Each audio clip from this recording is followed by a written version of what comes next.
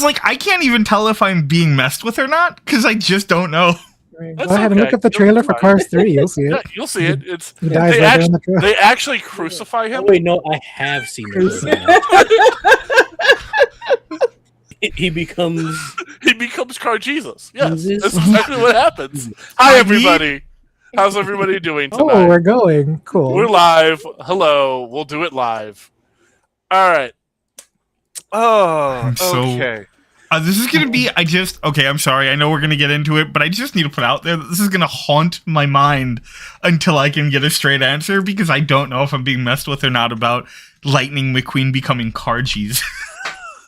That's a wild thing to be having to live with for at least the next 3 hours. He died for our hubcaps. He died for our hubcaps. This all is my right. life. Oh. Okay, here we go. So, hello everybody. Welcome to Tales from the Table Studios, where you deserve a seat at the table. I am TR Grimm. I am so happy to be the runner and the storyteller tonight for these fantastic people. We're going to go around the horn real quick because we have a lot to do and not that much time to do it in. So we're going to go ahead and start with Kemma, then popcorn to whoever you want. Hey everybody, it's your favorite them Kim. I'm like all the other nerds you follow, except emphasis on the them this time. I'm playing Ellis. He goes by he, they pronouns. I go by they, them pronouns. And we're just going to go and popcorn into Kay. Hi, I'm Kay. I'm playing Coraline. We both go by she, her pronouns. I am the premier. It's going to be awesome. Heading over to Lion. Oh, that's me. It took me a minute because usually I'm last, and here I am out of my safety spot. Now I guess I know what JT feels like. Hey, y'all, it's Drake Lionheart. Most people call me Lion. I use they, he pronouns, and today I will be playing Adam Levy, who uses he, they pronouns, and it's gonna be a time. And that's me, Salthor Attacks. Yeah, it's me. Hey, y'all, I'm Lion. Oh, wait, sorry. Excuse me, you at least have to, do it right. Hey, you gotta throw out the gang signs and all that stuff. Gang signs! I couldn't do the gang signs. What's wrong, Flash Your Colors? So sorry. Oh, okay. We are in full herd of cats mode. Got it. Let's go. We ball. With the West Side Rangers. Southside. Anyway, hi, I'm XL. Sometimes you don't know. Oh, we broke Lion, guys. Hold on, we actually broke Lion a little bit on this one. We good, buddy? We good? Okay, we're getting a thumbs up. Go on ahead, X. Yeah, XL. Pronouns are he, him. I'm playing Jax, who's also he, him pronouns. And today he's showing up like Vegeta in that Batman shirt. So Jax, walk him down the way. All right, with that, we're going to go ahead and hit it. There is fire and flame. There is broken windows, broken glass, people moaning on the ground, blood feeding the grass as a small collection of city guards make their way through the broken in, busted door of a lord's manor. Slowly rising through the stairs, they find themselves in this position of not knowing exactly what they're seeing. There's these jagged, almost as if some sort of animal has broken in and has torn apart furniture, slashed wallpaper. And it seems that the only people harmed are private guards. The rest of the staff cowering in alcoves and hallways, none of them hurt, and none of the guards seem to be lethally injured, but they are all broken in some way.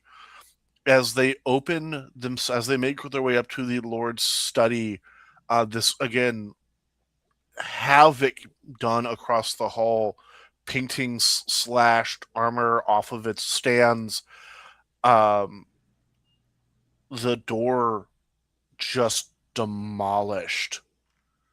they see this individual in a white outfit with a yellow sash standing over the crumpled body of a lord. Kama, tell us what happened 15 minutes ago.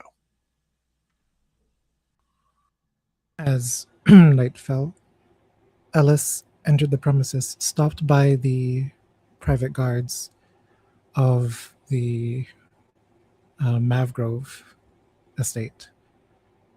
Undeterred by any of them, continue moving forward. A unseen conversation happening. One person and yet two separate voices. One questioning whether this is right, the other assuring that it is. As night progressed, more and more bodies added to the pile until Ellis happened upon Sir Mavgrove, or Lord Mavgrove? I'm sorry. Lord Mavgrove. In the darkness of his manor, all that this lord can hear are the footsteps and a single voice having this conversation.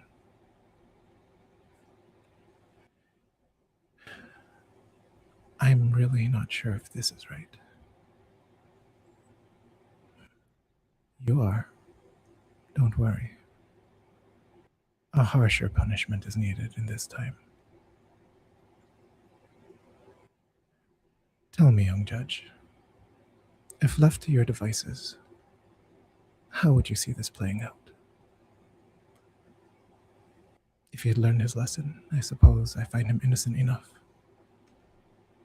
And perhaps I could let him leave, and he may go on to do better. And this is where we differ in opinion. For you see, young judge, where you find him innocent enough, I find him guilty.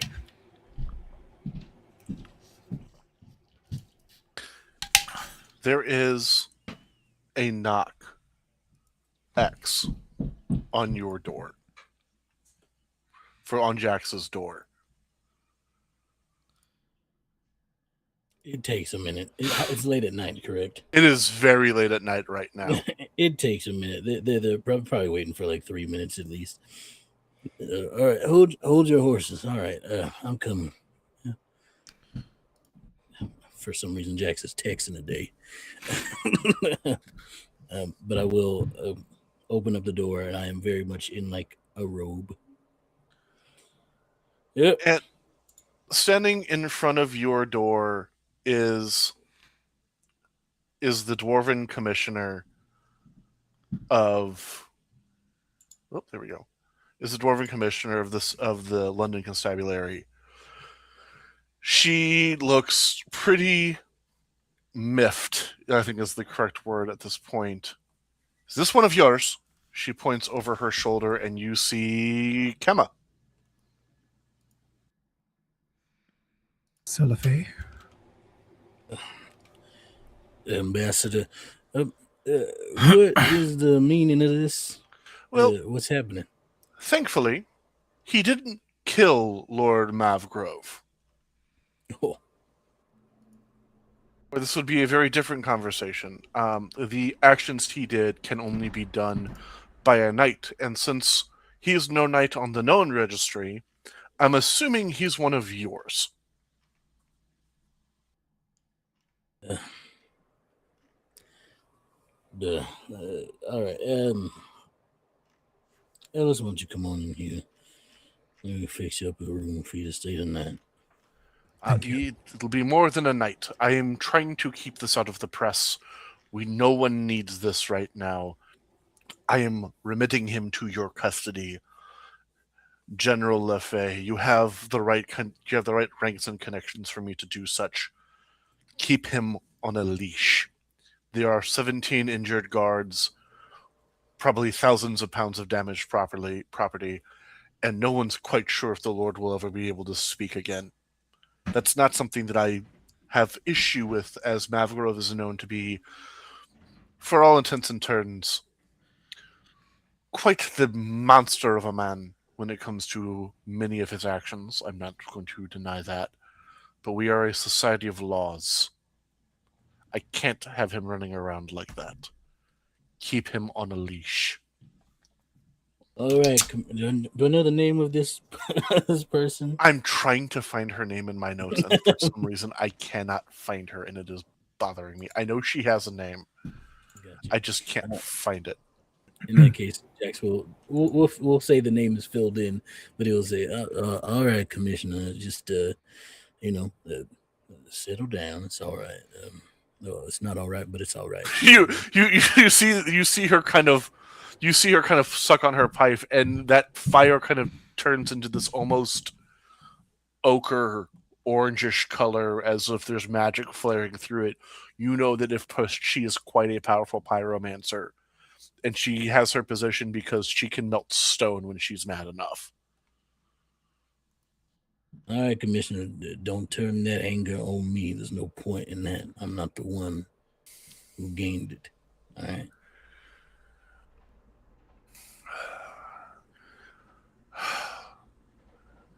My job's done, she says with a holds up her hands, turns around, and walks away. All right, Ellis, come on in here. I'll set you up in the room. Thank you, Sir LaFay. No problem. It leads you to like down a hallway into a room that has like definitely seen better days. It doesn't seem like anybody's been here in a long time. You see like old like weight room equipment in here that are it's probably rusted and stuff, but it's all like shoved into a corner. But there is a bed there that has like the tarp over it so that the bed itself didn't collect dust in case he needed to keep a guest here. And in the wall, you probably see carved in like tally marks of like, you're not quite sure why, but there's tally marks, and I believe the name Shin is written on there. Do with that what you will. And he is just like, yep, you're free to sleep in here. Probably best to stay here for a little while. It seems like you're gonna be under my watch for a little bit. I do apologize, considering the situations, and apologies if it's a little too assuming of me, but given past occurrences, I figured that it'd be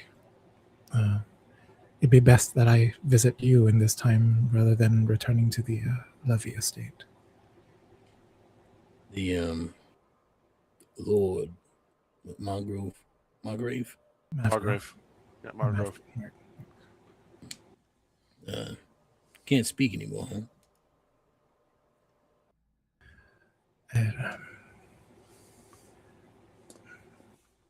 I'm not one to throw stones. I killed the man in his bed while he was sleeping, so. He was awake. He was awake. He couldn't move, but he was awake. Potato. But yeah, so I'm not here casting judgment on you, but I mean, am curious. Why'd you do it? Well, since you bring up judgment, where I'm from, that's what I was brought up to be, a judge.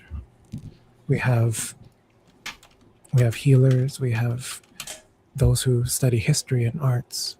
My own father was actually the greatest tactician. But when things came to order, they had realized that missing amongst the ranks was a judge. And so my father, being the wise man that he was, raised me to be one. And Sir LaFay, things here are much different from my home kingdom. I am the only judge from where I am, and a while ago it has been made plain that the judges here, not all of them go by the same code. those judges of the law, really politicians in black robes and powdered wigs, if you ask me. They do what best lines their pockets and line the pockets of those who line theirs. If anything, the knights are supposed to be really the true judges, and it seems like that job has been changed somewhat. Protectors of the crown and all that. But the crown can't even protect itself. Ramblings of an old man. So excuse me before I get off track. Yeah. I mean, look, if you had a reason, I'm sure you did. I've not known you to be a person to act without one, so I'm sure Yes. you had one. In any case, my apologies and sorry to bother you so late at night. Yeah, there's no problem. There's alcohol in the cabinets over there, and over there. And there's also some in the foyer. If you want to get some of that, that's where I keep the good stuff for the guests and all that stuff. But yeah, feel free to make use of the kitchen. I'm not sure if there's much in there. Honestly, I haven't really eaten here in a long time. Thank you. Yeah, if you need anything, think twice before waking me up. Not because that's not like a threat or anything. I'm just a very heavy sleeper. Understood. Well, good night. Good night. I'll see you in the morning. Oh, and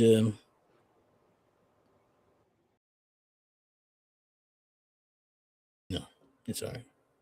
See you well. I'll leave. I think now, honestly, actually, I'll point this out here, is a better look at Jax.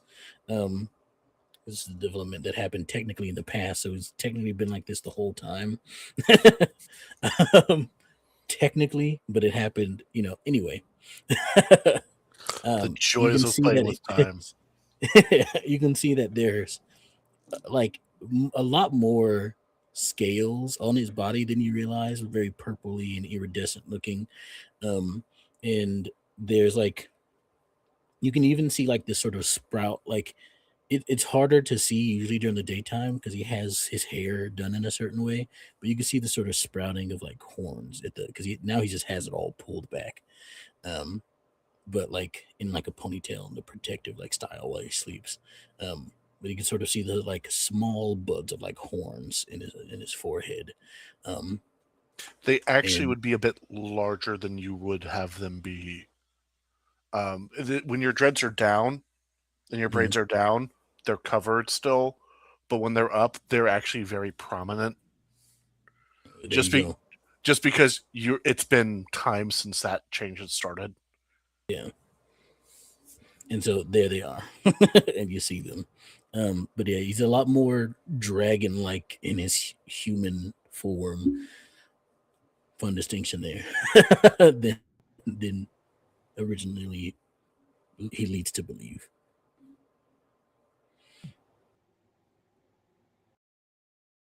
But he doesn't walk out of the room and leave you to sleep or whatever it is you're going to do in there. Alice goes to sit on the bed. And as they sort of lie down, eyes closed, I will lend you my strength and I'll continue to lend it. However, young judge, there are some vendettas that I must address also. And at which point the body goes completely into rest and falls asleep. Dom. Yes. How have you spent your past month and change? Like that. Valid. Yeah. I think that it's been a lot of just completely committing to the work. Dealing with being the head of household, being the new head of the community, having to deal with everything that comes with that, leading everything. And I think that between that and making time to still get away and do the like covert work that he can, Yeah. I think there's been very, very little time for anything else. So I don't think there's been a lot of engagement with anyone else on the team or otherwise outside of that. And it is one of those things where definitely, I think that especially, for example, for Coraline, now that you knew that Adam was there, it's very easy now to realize when he's not at Emberton House as much. It's very easy for, you to see a lot of those stuff that he is kind of withdrawing in from a lot of his charity works. Not because of malice, from what you can tell, it's just he's shifting from an heir to an active lord. I think that she'll spend a lot of time volunteering where he's not, try and cover some of that. No, that makes perfect sense to me. And so when it comes to you kind of fulfilling and taking up some of those duties, one of the things that you do notice within the community, especially from a lot of the grandmothers, is there's a lot of my granddaughter's around your age. If you're going to be taking on this role as Lord, you need to be married. We need to make sure that the line continues for the Levy family. And it is 1,000 little pinpricks of that, not just from within the Jewish community of London, but within other lords and a lot of lords' ladies going, well, you are now a very powerful single man. Mm-hmm. And it is a very constant prick, I believe is a good way of saying it. With everything else you have going on, this seems to be the one thing that everyone else seems to care about. When you have so much more to worry about than this. Yeah, there is a lot of politely attempting to diffuse with, obviously, the house and the community must be in order before anything can be done to that. Though I will keep it in mind. Is almost exclusively the response, but significantly more charming, usually. I'm Except when we break that 5th time in a day, it is less charming. Still respectful, but less charming. I think that's fair. That makes sense to me. And I think it is very much one of those that usually if it hits that point, the person who asked is gracious enough to take into consideration that they are likely not the only one suggesting such things. Mm-hmm. And it is one of the things where usually all it takes is that one outburst, and then people usually leave it for the day. Maybe 2 if you're lucky. There are some things that you find out that your grandfather was balancing books and was being, in some ways, I'm not saying overly generous, but there are a significant amount of monies that are owed to the family that put you in you didn't realize just how tight the coffers actually were. Mm. And you realize that your grandfather was bartering a lot on his name to keep things running smoothly. I see. And that is a reputation and a name that you do not have the same way. Right. And it's one of those things that as things continue to make true, you are seeing that Shmuel was a very kind man. And it's not that anyone ever took advantage of that kindness. He overextended it.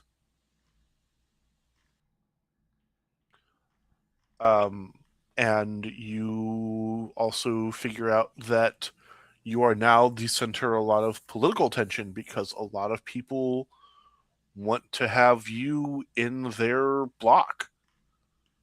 and there's a lot of you being asked to different clubs. There's a lot of you being a lot of your attention for trade contracts, a lot of your attention for all of these different smaller things, as well as, again, being now the head of an entire community, an entire people within London who came to Shmuel for those little nuggets of wisdom to help them through their own problems and days. How do you deal with that part of it?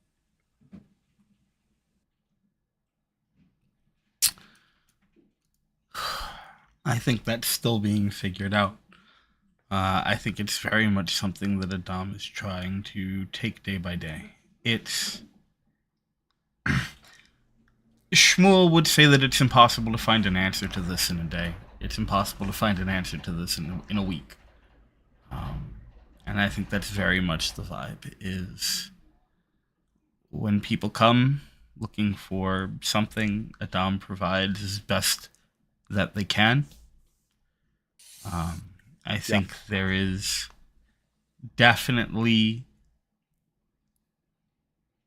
a time where the attitude and personality that Adam has kind of cultivated over the years pretty definitively and noticeably gets kind of backseated, gets shelved.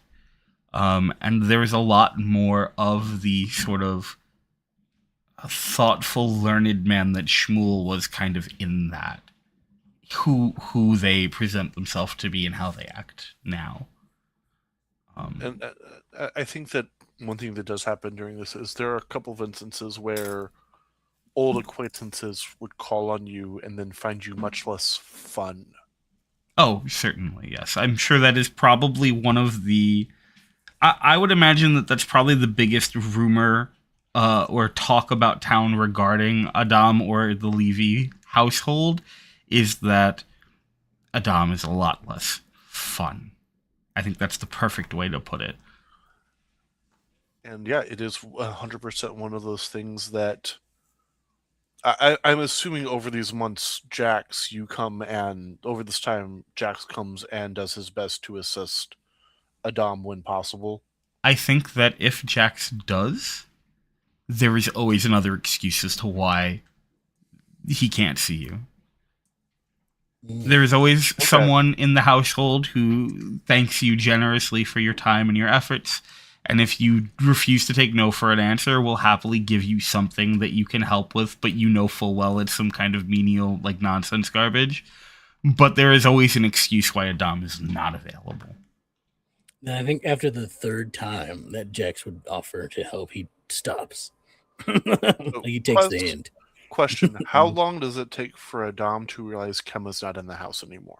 Ellis, I'm sorry, for Ellis. I keep doing that. How long does it take for Adam to realize that Ellis is not in the house anymore? How early into, like, after the events of last time? It's at the same time, right? Like, that was literally... It was a couple. It was a couple of days through all of this. Yeah. Then I'm gonna ask you, Kemma, in regards to Ellis, how frequent were their talks? I'd imagine that whenever they would run into each other, Alice would at least try to have some small talk, a little bit of pleasantries, but seeing you busy had taken to going off on their own much more. Then I think that especially after... I like to think that especially after what happened last time, where there was that moment of sort of the show of solidarity and support, I think it's pretty quick.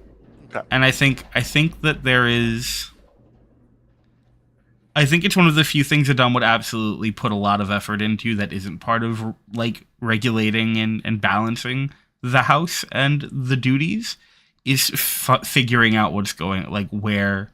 Not directly. There's no reaching out to Ellis during this time. I don't think that he is up for talking to any of them. But there is certainly trying to figure out what happened and where Ellis might be. I am certain there are members of the Jewish community that are part of the constabulary. Sure, yeah. It's probably one of the lieutenants or captains that once you put out the feelers of, hey, I'm trying to figure out what happened, comes to you and very politely kind of states there was an incident and they were remitted to the company of into the company of General Lefay for everybody's safety. I imagine the timing works out perfectly so that it's the same day. It's after the third time that Jax has come by. Mhm. And so Adam goes, okay, the next time Jax comes by, I'll have this conversation and I'll figure out what happened and what's going on. And Jax never shows up again. Yeah, I think And Adam is too I think it busy was actually to. late. Yeah, Yeah. I think it was later that day. No, actually. yeah, One of that's what those I'm things saying. where Jax had actually just left. Yeah. And then, so throughout all of this time, you are now in this position where we are at the Samhain Ball, and this is not an event that you can back yourself out of. You were personally invited by the Lord of Cats, the Case Sheed. Yeah. You can't say no. Mm-hmm. Jax, surprisingly, you were also personally invited by the Case Sheed. I mean, I know him. You know him. You know him. He actually they don't hate you. That's a plus versus a lot of the supernatural entities of London that are I still was treated around. them with respect when I was Correct. younger. Correct. Well, you treated you treated them warrior to warrior. So yeah, it is one of those instances where, with the level of the event that this is for the Samhain Ball, you are in a position now where kind of all of you are going to be kind of forced. And Coraline, you are again in this position where your father is trying to force an individual to be your accompaniment for the evening. Oh boy. Well, she went to go stay with her cousins, right? She did, but you were personally called back by your father.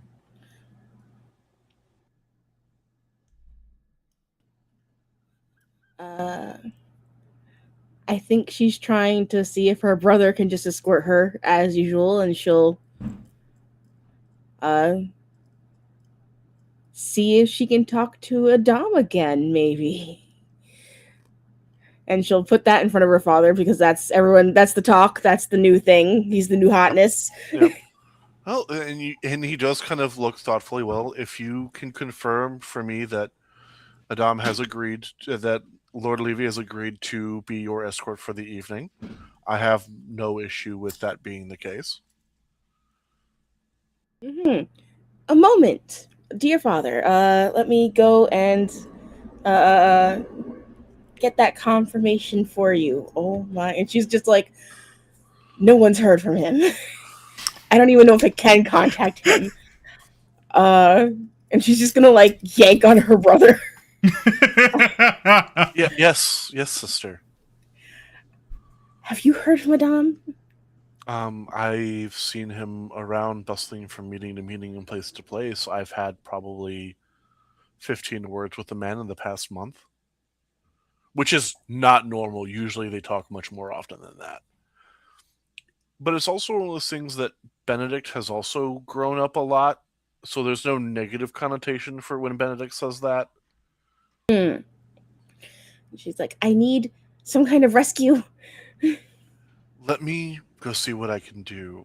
Adam, one of the members of the house knock on your office door for you. Come in. Benedict is here to speak with you, sir. Regarding? He asked for you to do his sister a favor that you've done in the past for her. There's a moment where Dom sort of stops, is like face deep in papers, and sort of stops, and you can see the eyes sort of moving. And there's a moment where the hand is kind of coming up to sort of like wave them off, and then there's a moment of realization, and Adam sort of looks up and goes, "Yes, tell him that is acceptable, and I will ensure that." Hopefully I will leave with far less physical pain to my person than the last. He'll understand. Of course. And Coraline Benedict comes back over, and he comes back with a smile on his face. Oh, thank you. I will go tell Father. Go get yourself into your rooms as quick as you can. He won't bother you there. That's what we kind of found out. Yes. Oh no, what am I gonna? And she's gonna run off and try and figure out what she's wearing for this because This is still a couple of days beforehand, so there's still time. And then when we get to the night of, this will still allow some sort of correspondence if anyone wanted to go for a more of a matching design. If anyone wanted to get something more spectacular done up still, there would be possibilities for it, because this is a grand masquerade. There is full string accompaniment. Everything is candlelit through different kind of carved vegetables, gourds, turnips, 100 different varietals of all of which floating around seemingly by magic. This is perhaps one of the most magical events of the social season, because this is the time where the King of Cats gets to show that despite everything else going on around London when it comes to the diminishing magics for many people, for those that work a little bit more on the darker sides of the line, there's still plenty of power to be had. Shadows, trickeries, illusions are still very strong in London, if you know how to pull their threads. So, who shows up first?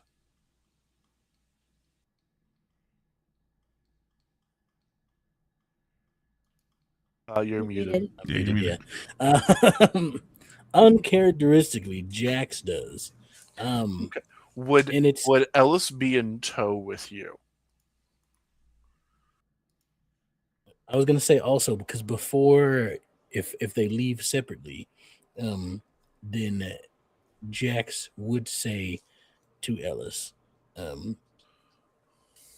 look, I don't know what's going on with Dom. I mean, I know he's got a lot on his plate now. I never like him to just dive headfirst into work. But I would tell everybody this, but I'll tell you, and if you see them at all tonight, if one of us sees them first, then we can relay the information. But Shadow King, last time he was around again, I guess. Last time, pulled something at this event. So stay on alert.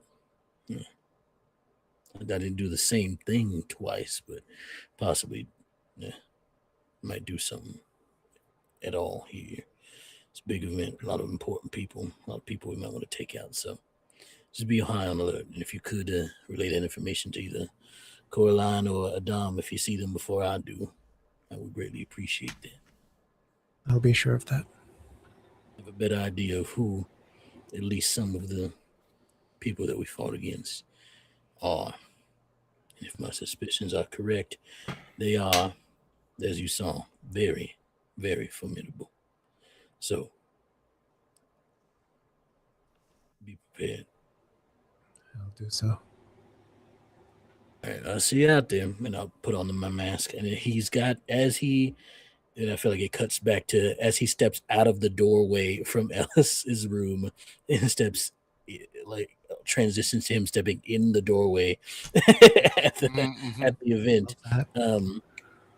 He has on a mask of like a similar one that he wore before, but it's more fancy, a very like ornate draconic. He wears this every year that he comes here. A draconic mask that he doesn't have on, but he has like sitting on blue black up style on the side of his head.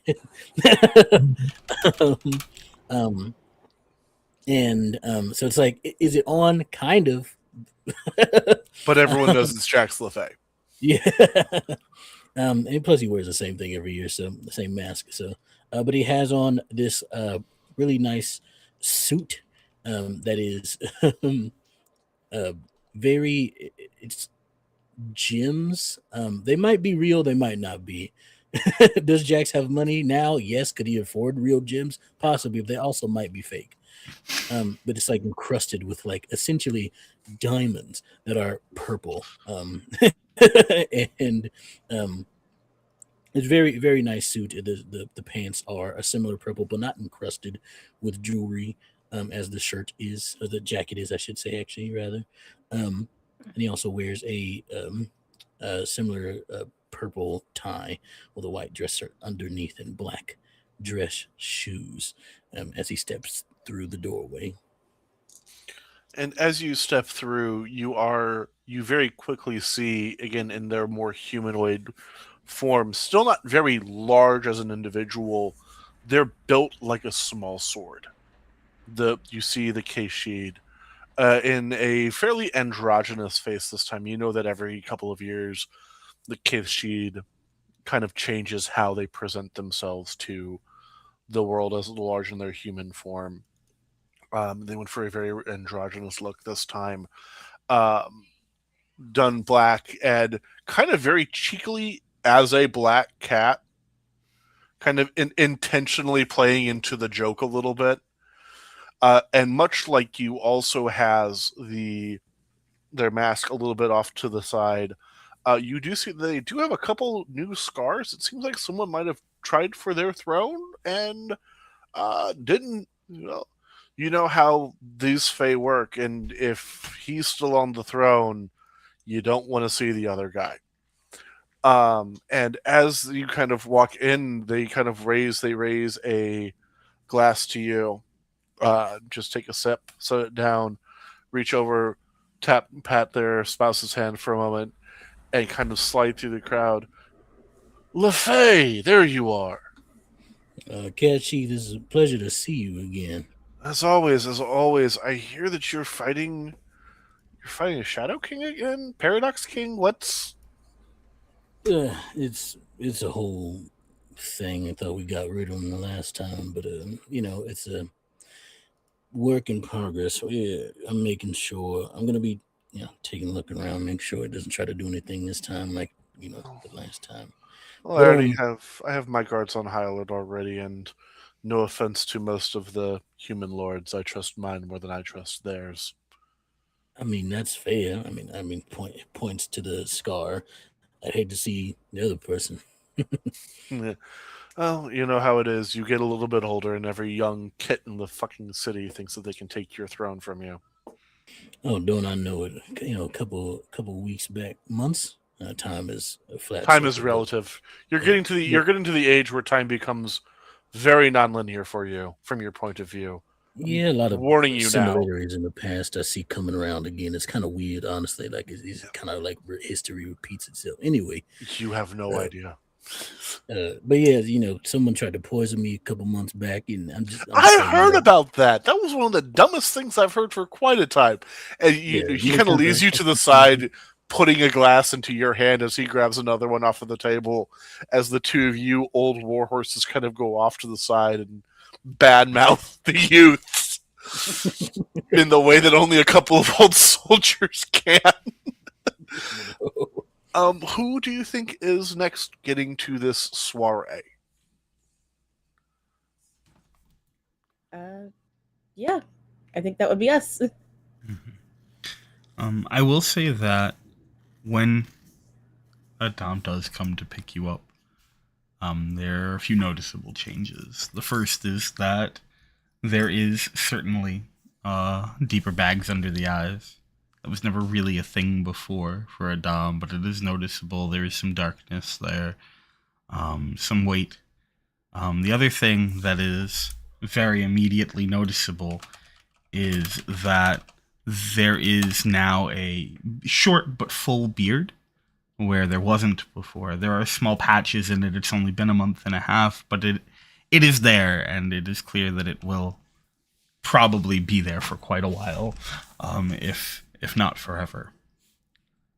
It's kept, but in that way that makes it clear that this is still just where it starts, not where it ends. The dress is a lot less loud or stylish than it normally is for a dom. This is a lot more muted, a lot more calm. Still fashionable, but it's a lot of just straight, like, dark colors now. The coat is a little less fitted and a little bit longer. Yeah. When she comes out, she is dressed pretty much to the nines. Um, it's a dress of rose pink and red and gold and sequins and beads and little gems that give a sort of flickering ember effect when she moves. Her mask has got flames coming up to the top. Um, her hair is done up in a curly sort of updo with little studded red and pink gems in it. And she has very smoky like eyeliner on.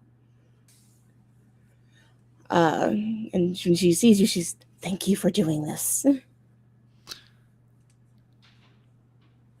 This is a multi-purpose decision. As much as it will help you, it will also help me. I could do with another night without the needling of everyone with an eligible daughter. Oh, good. I always enjoy a mutually beneficial arrangement. You step into a lordship, and all of a sudden, the only thing anyone is interested in is your plans for extending your family. Talk to me when you're in your third season and your father's interested in it. Oh. Then we will brave this storm together.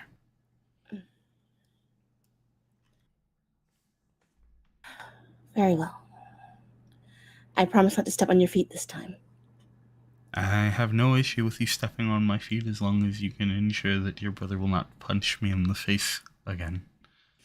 I explained to him that I was simply upset that you were trying to get me to safety before others, and I don't think he'll be hitting you again. Even if I do. You look over and you see Benedict, and you're not quite sure what she says is actually going to be the case. Mm-hmm.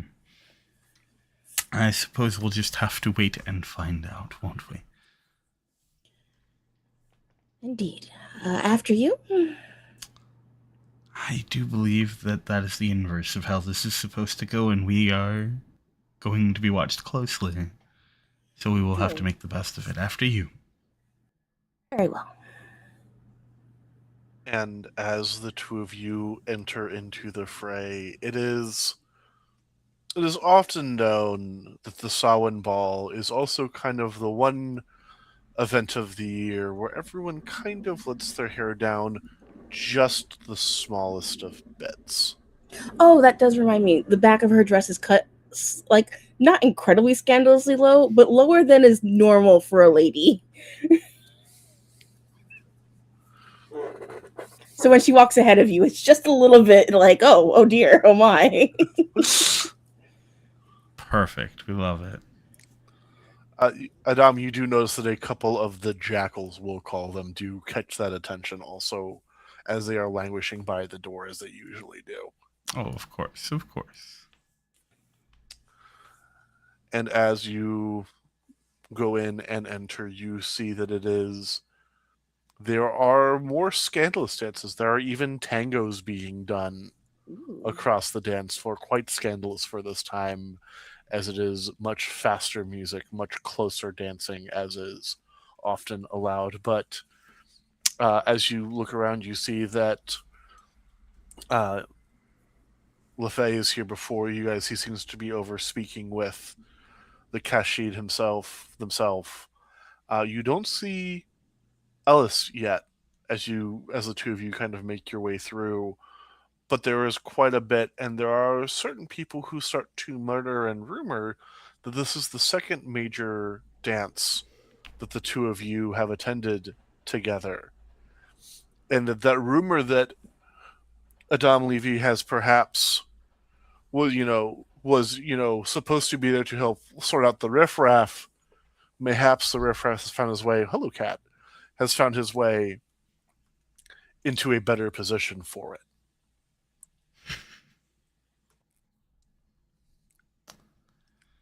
Lady Emberton, it does seem as though the future is upon us.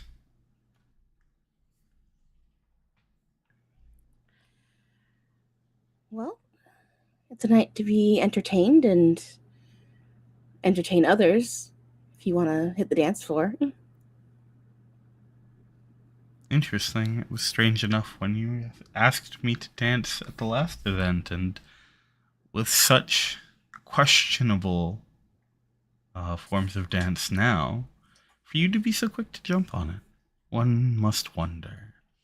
And there's a smile as he brings up the it's a very simple, very plain like lion mask that I think actually is Jax would recognize it because I think it's just Shmuel's. I think it's Shmuel's mask from the last time that Shmuel attended a masquerade. It is just this very simple, very straightforward, sort of brass colored half mask, lion mask.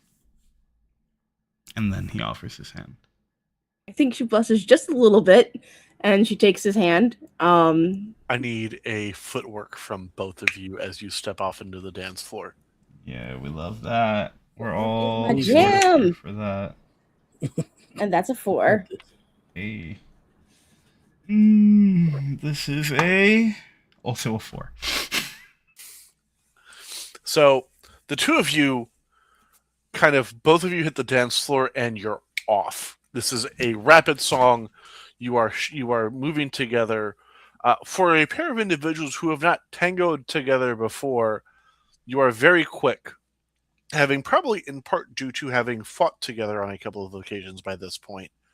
You've gotten probably at least decent at predicting each other's movements, which very quickly makes the two of you inadvertently kind of the center of attention as the Keshi kind of nudges you, Jax. Isn't that your boy out there? As he takes a sip of his drink, motioning towards what you would recognize as Shmuel's mask. And there's only one individual who would be wearing that mask. Ah, yeah, looks like to be my cousin. Interesting.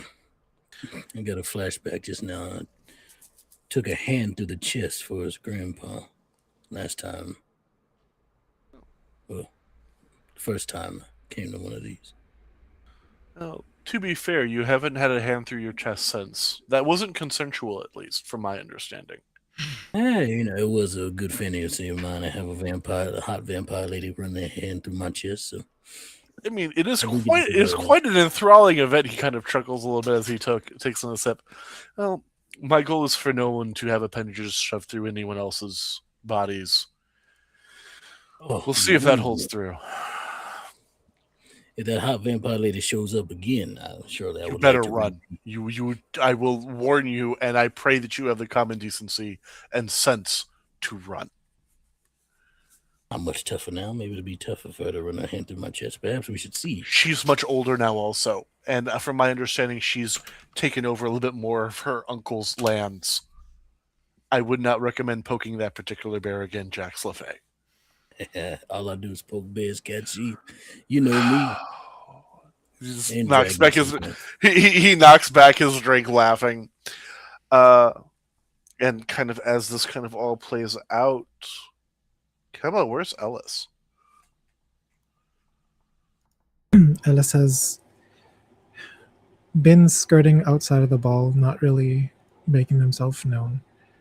But when they finally do enter, they enter in without their usual raiment. None of the sashes, none of the necklaces. A understated white shirt with a little bit of yellow vine designs on the wrists. Black pants, black shoes, and wearing a full mask, only eye holes. A checkered pattern with yellow and black on it. Nice. And as you kind of slip yourself in, you see everything kind of playing out around you, kind of again, is your kind of preferred role as the observer, from my understanding. You are, even in this sea of masks and shrouded identities, you are kind of an enigma where no one knows quite where to place you. usually there are small hints and tells of who an individual is for those who have been part of this culture and this group for so long. And your uniqueness makes you alluring enough to some that you are actually, perhaps for the first time, propositioned for dances.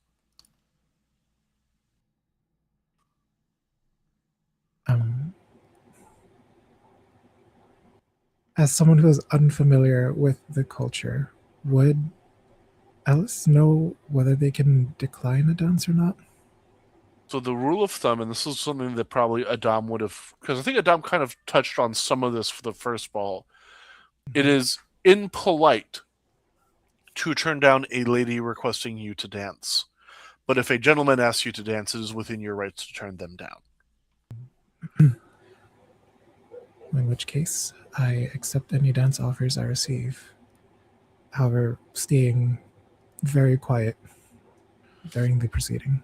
Unfortunately, this, I think, has the adverse effect of wanting to be let alone. It just makes you more mysterious to the masses. As you find yourself continuously spun around the room, you do get close enough that I do think that if looking, would, for example, your compatriots be able to recognize any aspect of Ellis under the mask and robes? I feel like a dead giveaway, specifically due to the location. Uh, Polynesian hair up in a bun is probably a giveaway. It is to a degree. It is to a degree. It is. There are other individuals from other parts of the Pacific who are still here. There are people from the Philippines. There are people from because this Australia would still be a thing by this point. Oh, we lost Lion. It's fine. He'll be back. We would have. There would have been people from parts of the New Zealand islands, as parts of Indonesia, and the wider Pacific as a whole. There is representation here as well, but I think the particular way in which you style your hair would be enough for the people who know you to recognize you. So over time, all of you do eventually clock where Ellis is. I also feel like just them knowing that Ellis usually is the observer and tries to make themselves not very seen kind of makes it easy to be like, okay, which person here looks like they want to be left alone the most? And it's unfortunately the person being kept on the dance floor.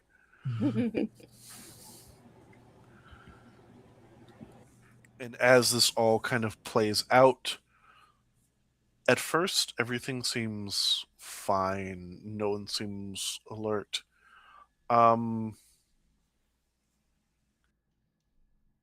Because you're next to the case sheet, X, I think that Jax is the first one to notice something is happening.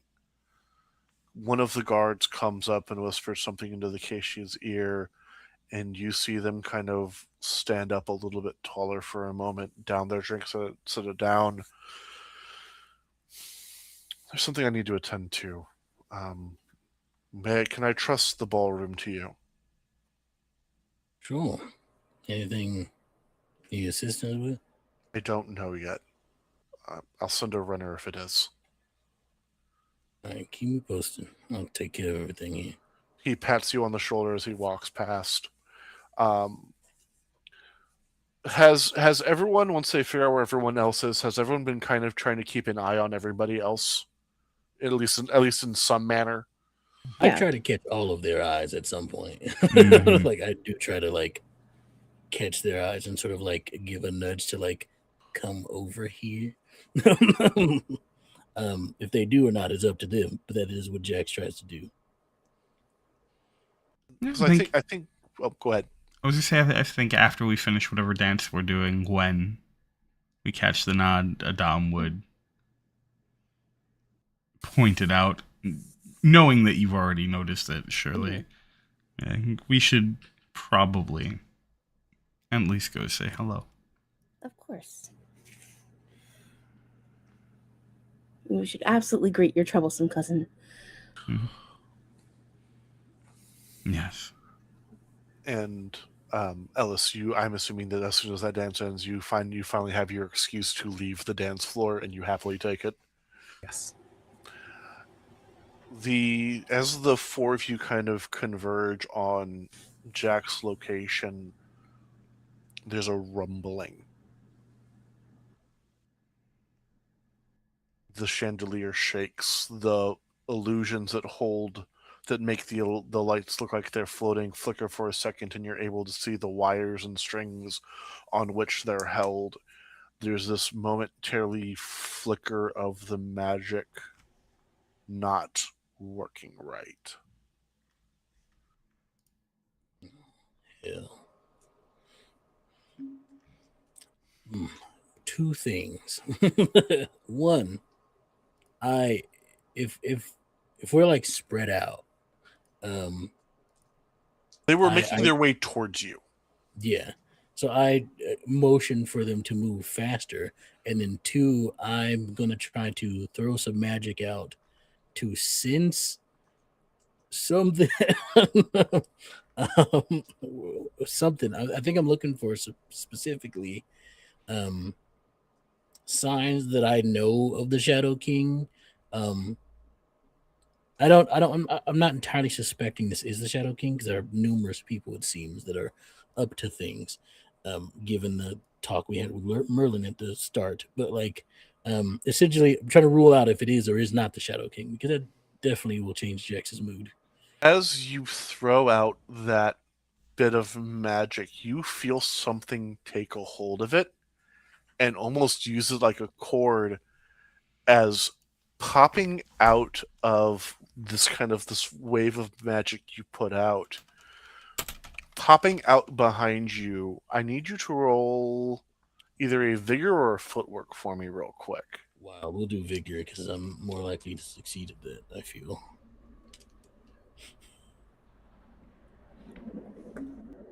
It's an 8. Perfect.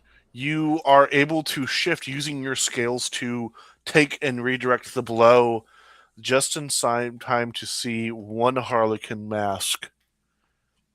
As reaching into behind them, they throw up in the air another individual, this feminine form, launching a male harlequin into the air, who takes aim at you with a flintlock and pulls the trigger. Wild. Can I do it? Do I need to make another roll to try to block this? Or I will let your 8 carry through this moment as you're able to deflect that other round. It seems your children would like a word with you, sir. Adam. Mm-hmm. These are the two that killed Shmuel. Is that immediately readily apparent to me? You remember being told that it was a pair of harlequins, one using, yeah. Yeah, that'll do it.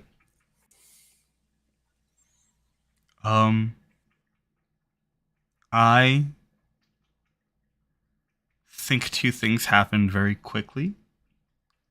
The first is that Adam, in true Sentai fashion, does the hand turn over and is holding the morpher, and the other hand is already extended, throwing the spear. 100%. Go ahead and roll a dueling for me. Mm-hmm. And I think it is very much like every moment, including the dance. Adam has definitely been a step slower, has seemed heavier, has seemed less agile and dexterous, and it's in this moment where it seems like not a single beat has been missed. I hope. We'll see what the dice says. Let's see what the dice say. What are we rolling? So you're rolling a dueling. Okay. So I'm going to spend the one queen's favor that I have, because that was a 3. Yikes. And that is a... What? I have a question before you give your... Okay. Is it apparent to me that these are my kids. I mean, Harley Quinn. I mean, Jack can make the connection of their mother was Harley Quinn. There's 2 Harley Quinns now. The fact that so I did not say this. That's just the point. The female Harley Quinn said "Hello, father" as she launched her brother into the air. Lovely. So yeah, I try to catch this spear. I will let you know that I rolled my honor. Oh, okay. I need you to roll me. You're specifically trying to catch it? Yeah. Footwork. Lovely. Um, Ooh. Are you cool with this lion first, by the way? Also. I'm super cool with this. I see that Kay also has something that they would like to do. I was going to ask Kay as you were But rolling yeah. with that. Okay. I'm so here for this, 100%. I think Coraline is trying to assist Dom. Did you roll your hero? Wow. No, it's got a 9. You got a 9. So that is not what you want for a footwork roll. Yep. Take your mark. Roll your die. You can always turn it around. And so, yeah, I think that so is Coraline also transforming in this moment? Oh, instantly. Okay, so we're instantly henching. Are you following up the attack? Are you trying to distract Jax I think LaFay? she's trying to use her fans to create like a gust of wind behind the spear to try and launch it forward faster. Okay, so if it's okay with you, Jax, I'm going to use that to be part of why you weren't able to catch it. So what did you get on your roll, first things first? For you, because you marked your 1, roll your die. What'd you get 4. You got 4? Okay. Which would have been the footwork that you needed, but what's most important is it's higher than the marks of peril that you currently have. That's the most important thing. So you're still on the scene. And you would have caught it if it wasn't for that extra boost of air help guiding it, which slips it through your fingers, and you see that it doesn't pierce, but it does slide into and cut the sleeve of your daughter's uniform, and you do see that there's a line of blood because Adam Levy is out for blood. I think as it arcs past, it does cut, and as it falls into Adam's waiting hand. And that it's not until that moment when they go Crimson Revolutionary, Hartraim, and transform. And as that breaks out all over the dance floor, there are shadlings that seem to people can seem to like retch and cough a little bit as they double over, this black bile dripping from their mouths, almost consuming them as they stand up as shadlings. These uniformed fighters of the Paradox King.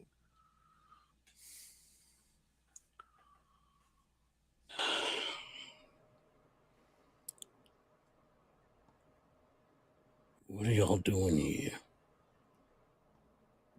We wanted to see you. Why? Well, we thought it'd be time for you to go see Mother. As he goes in for another attack, this time your daughter using her hammer to kind of swing you up, trying to hit you with an uppercut of her hammer.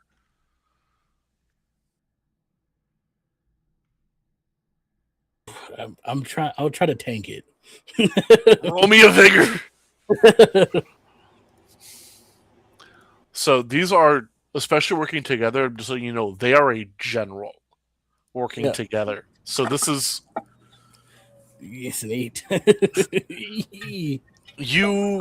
It's half tank, half deflect, as you are smart enough to kind of use your hands to probably more of your forearms to kind of block and redirect it away for the upswing away on the other side. As she spins very, very gracefully, especially for as almost comically large as the hammer is in her hands, she is strong enough to wield it, and in her hands, looks like it is as light as a feather. As she pirouettes around, actually using the weight of the hammer to very acrobatically readjust to put herself into a position. Her brother, now distracted by the two of you, especially seeing his sister's blood on Adam's spear. Adam, he levels, he almost like he's juggling them, has another flintlock in his hand already as he's firing at you. Go ahead and roll me either a vigor or a footwork, your choice. All right, we're gonna do a footwork. That is a 3. Perfect. Yeah, you can almost see it coming in slow motion as he levels his pistol. How exactly do you want to dodge this? Oh, I think it's going to be one of those things where Adam is dodging by barreling forward. I think there's the Roll me a forward dueling. running momentum, Roll the me a fire's dueling. off, Yeah, roll me and a yeah, dueling. just thrusts the. That is a 4. Just thrusts the spear forward, and you can see the like sparks as the. It's still balls at this point, right? It's still. It's so. Yes, he's specifically using flintlocks. Right. There are actual what we consider more modern pistols at this point. Sure, but with the But flintlock, it would still be. A flintlock is a round shot. Yeah. Correct. So there are still the sparks as it just runs along the tip of the spear, and I think fires off to the left and embeds itself in like a statue that has been brought in for the occasion. Correct. And Adam is just going forward. So, Ellis, this is all starting to play out around you. All of your compatriots seem to be so focused on what this is. No one's taking care of the people. I'd imagine that Ellis is still, since Ellis was caught up in dances, probably the closest to the dance floor at this point. As the shadelings start to appear, Ellis starts to take care of as many shadelings as he possibly can. Let me actually see something for it real quick.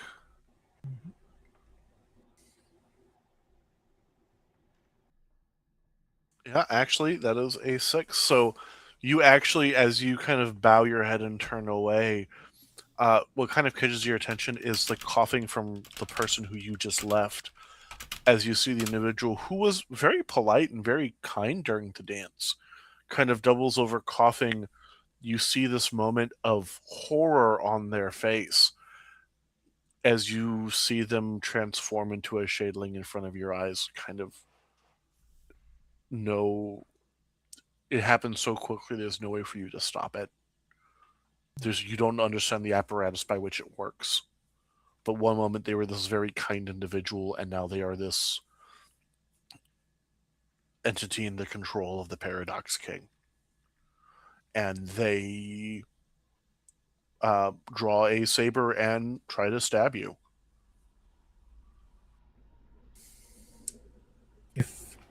And so seeing that Ellis goes to grab his Leomano, and where shadelings would warrant the reaction to attack, seeing this, Ellis will try to deflect instead.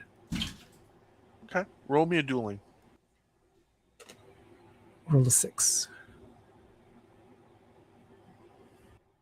For dueling is only just 3, 4, 5, or a 6 a dueling also. Hold on. Let me check my book, because I cannot remember off the top of my head.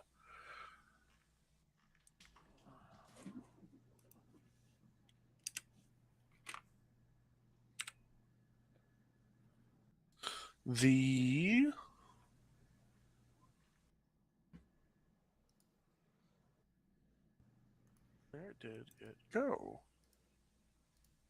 There we go. There it is. All right, so we are at... Check the book.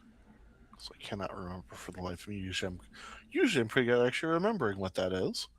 Even you. It's here somewhere. Give me a second. Overshot it. Brief hold for technical issues on the storyteller's part.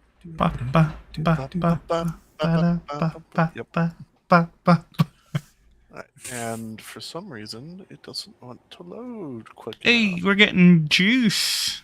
Let us know who you're sending that juice to. Gonna need it. We're gonna need it.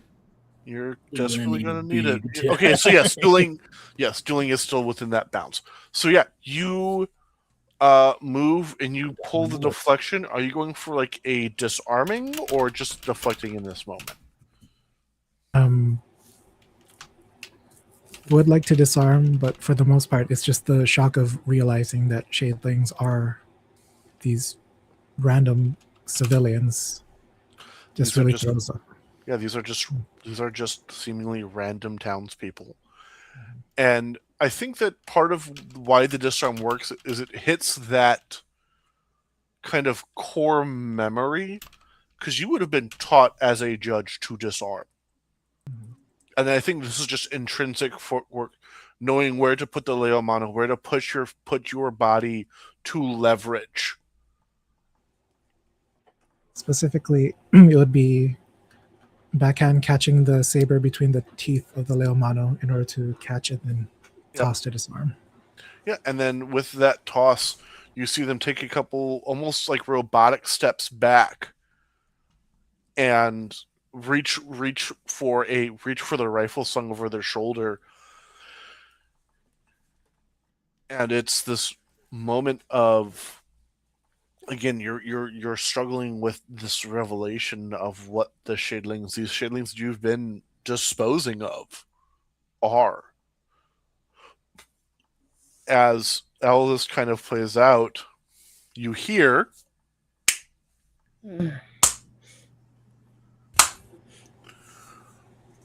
from up above as the Paradox King with that wyvern-like helm walks in and tosses down the breathing but bloodied Kaith Sheed into the middle of the dance floor. That's terrifying. He was quite the workout.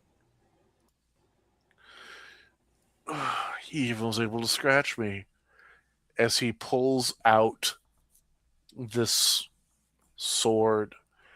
And it's almost as if it is a sword split in two parts with a central... You don't know if it's a barrel? You can't tell what it is. Actually, Jax LaFay, you do. You'd be the only one here that does, most likely, as you understand after the last war what a machine gun is. Barrier. Don't have enough time to get to cover barrier around as many people as I can, including us. As he takes it and points it down, and in true Sentai fashion, you can hear this thing winding up in what to everyone present would be the most unholy sound imaginable. And right in time, I'm not going to have you roll, because this is one of those times where you're digging deep into your magic. This is an intrinsic... This is a war response. This is a straight up war response. I also shout everybody down as soon as like and I stand there trying to like hold this barrier as tough as I can. As you hold this barrier up, kind of around everybody, the sound of the machine gun firing and the pop, pop, pop, pop, pop, pop, pop, pop echoes through this hall as cold iron bullets rain down. And that's where we're going to go to break. Oh my gosh. Okay. No time. The Paradox King is no joke. Oh my goodness. Help. Oh, Help we're in such trouble. us. Machine gun. My weapon's made of wood and shark teeth.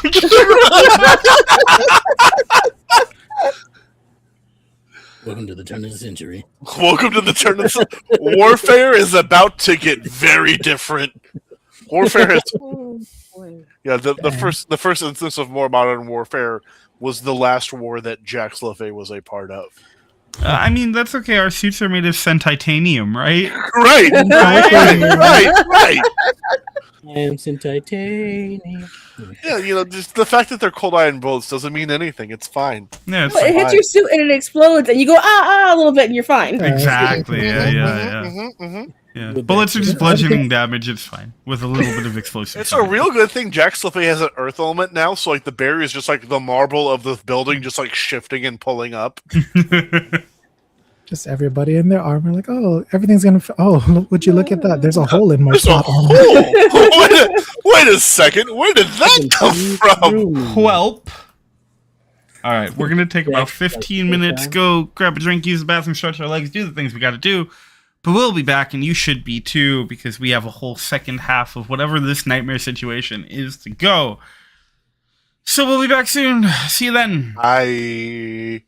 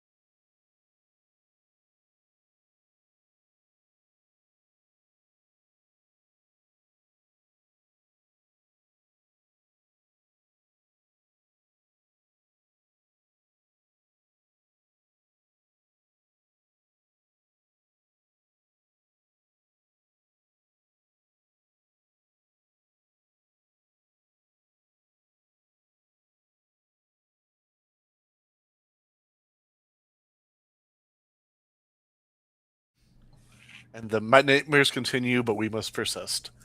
All right.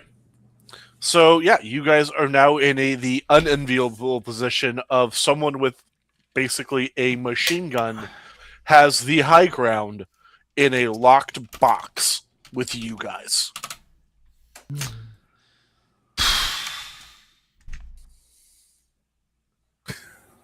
Yay!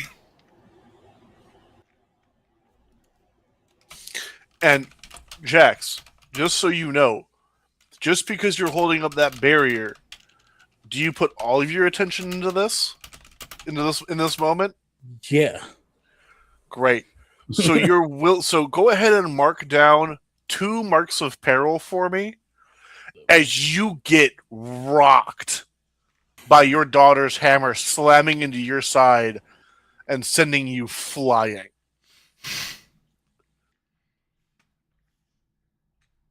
You've been hit before many times in your life. That had feeling behind it. Expect no less of my daughter. Runs in the blood. You are. It is. Have you morphed yet? No, he's still normal. Oh! I might have you mark an extra mark of peril on that one. Actually, I'm not even going to lie to you. That's fair. Yeah, as you get sent reeling through the air, you are able to maintain, because the stone is up, even though you've broken your concentration on it, the stone's not going to go back down at this point. So the stones are up, and so everyone else, as long as you stay down, you probably won't get hit. And yeah, you get just mollyclopped, right, just sliding across the floor. Bullets are kind of going around your daughter as she is just stalking forward, dragging the hammer behind her. You can see through the eye holes. There is murder in her eyes as she's looking you down. This is okay. Couple of questions. Yep. The machine guns are. Is it not? These are the ones that aren't mobile, right? Like these, you have to like sit down and like see. aim, right? They are, unless somehow they're built into a sword. And being supported someone who is wearing very powerful looking armament. In which case, I see. but still, he says the same thing. Because I know I'm not going to be able to get a dom to stop. So, if anything, I think if anything could snap a dom out of the momentary bloodlust, it might be the hail of machine gun fire. If a dom is trying to be like me at all, it would. That's the thing. If a dom is anything like Jax, it wouldn't stop. It'd be like, no, it's just another thing that's there. So instead, I will say to Coraline Ellis, oh God, my back. If you could do something about that fire machine gun, try to stop, please. This is the man the grandfather said was so great and so strong. Is this daughter? This is your daughter. She's kind of looming towards you. If you were so strong, why'd you let mother die? As she goes in to swing at you again, how do you want to deal with this attack? I don't. I'll try to tank it, but otherwise I'm letting it hit me. Can I do a thing? Roll me, sure. I'd like to do a thing if that's okay. And again, obviously X if it's okay with you. I think not even because you're clearly just gonna eat this, but because with the focus on you, it's a lot easier. I think I would love for mid swing, as you're gearing up to tank it, Adam fully out of nowhere just shoulder checks her into a wall. 100%. Roll me a vigor roll, good sir. Let's go. So long as it's okay with. Yeah, Yeah. is it cool with you? Yeah, because here's the thing: if he sees it coming, he tried to stop it actually, but I don't think he sees it coming. He's not gonna. Right now, I think all that Jack sees in this moment is his daughter raising up this hammer, whose face is like, again, this is like a strongman sideshow at a carnival, big ass fucking hammer. Only it's actually weighted as much as an actual hammer that big would be. That is my hero, which is Hey! So yeah, you slide in, and there's almost like sparks on your heels as you hit that slide, and you check her into the wall hard enough to make her bounce. Yeah, and I think the tip of the spear is embedded in the like flooring, which is clearly part of what helped Adam stop after all of that weight was thrust into her. And then Adam sort of looking down looking over at, because you're not down, right? You're still standing there, right? Yeah. Looking over at you, just goes, "Look alive." Doing my best, Gabrielle. Your mother. Don't you talk to me about our mother! You hear her brother yell out as both of you turn and see that he throws the gun up in the air,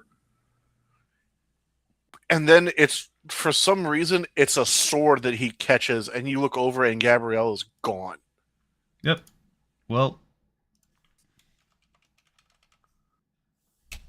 You don't talk to us about our mother. As he walks forward with the grace of a predator. And as he does so, it's a step and a step, and I need a footwork out of both of you.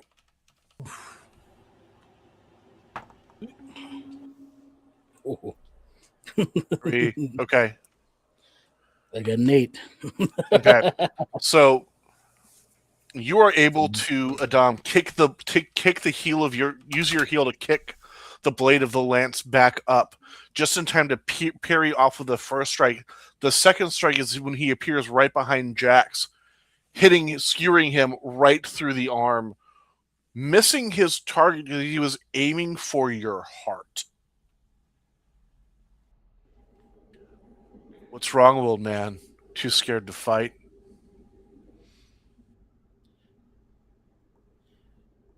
You were this big war hero. As he pulls the blade out, flicking it, your blood splattering on the ground. Supposed to be this big hero, saving the crown, saving the country. Why couldn't you save our mother?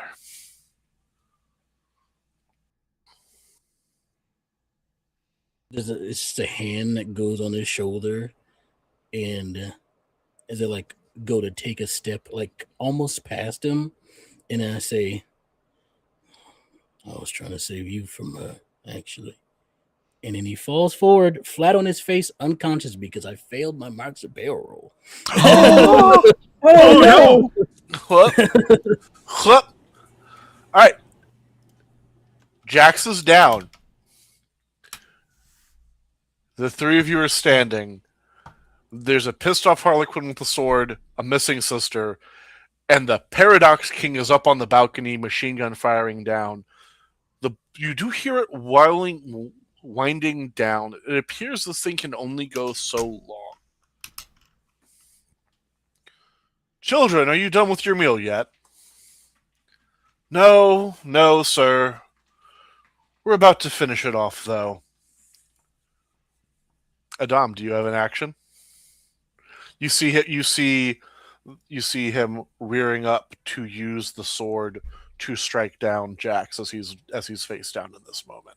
I do have an idea, but if it's okay with you, I do wonder if Coraline or Ellis are nearby enough to. I was getting ready to actually ask that, and that's a very good point, so we'll do them first. Coraline, Ellis, what are you guys doing in this moment? Lady Emberton, you first. I think Coraline is, now that the thing is wound down, she's jumping on top of the wall and running like down it to flick her fans up, not at the Paradox King, but at the weapon that he's wielding to try and cut the barrel. Hey. Perfect. Go ahead and roll a dueling for me. At disadvantage. Son of a fish.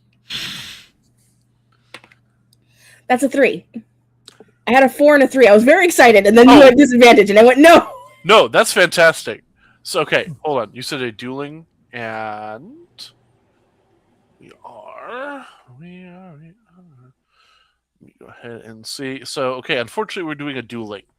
So we Oh, take that's right. 3. So that 3 doesn't do it. So that 3 unfortunately does not do it. Do you Well, have a Queen's Favor Oh, or I anything? do have a Queen's Favor, Okay. actually. Remember, the Queen's Favor is one of the only way for you guys to rally and get up a downed, Right. and that costs a Queen's Favor. I have 3. Ooh. Let's go! I've been saving them for a Hell rainy day. yeah. In. Love Kay the that hero. for you. MVP. Okay, so can I re-roll that? You can. Amazing.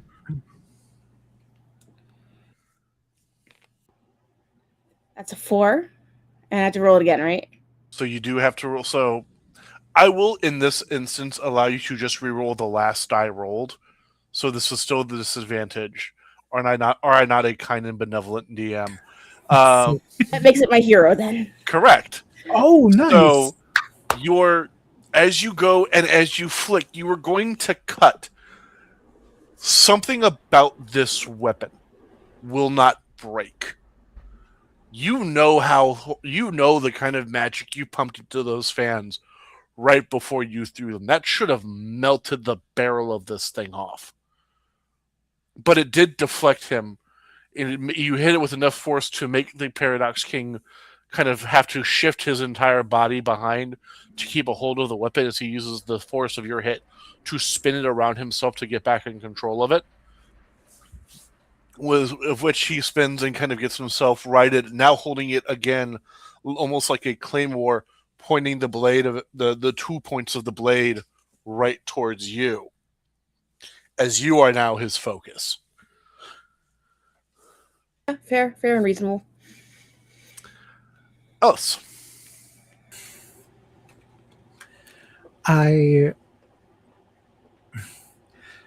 Alice sees Carline moving, goes to transform, and suddenly the morpher goes down.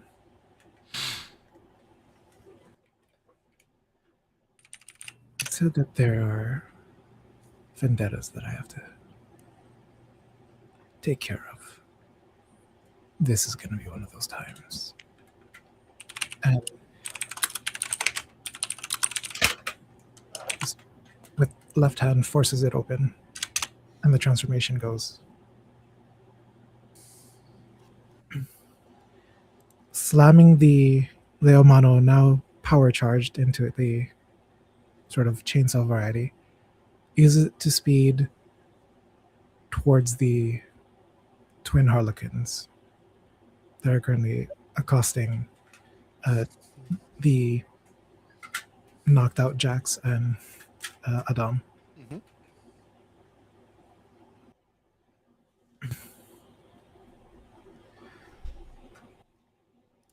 I think you two have done enough damage to the older dragon, don't you?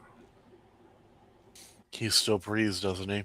You hear the brother say, as he tosses the sword behind him and bows forward. As he bows forward, disappearing from sight, where the sword lands is his sister, now holding a rifle, kneeling down, barreling it down towards you. Can I sort of prepare for another deflect? Sure. That'd be... Is a 7? No, 7. 7's good for vigor, and if you're deflecting, you're using your vigor. Okay. So yeah, she goes and she takes the shot, and this is a large bore rifle. This is a heavy slug being set down, and you're able to deflect it. It was aimed for Jack still. The two of them seem to be focused on Jax. So deflecting the bullet.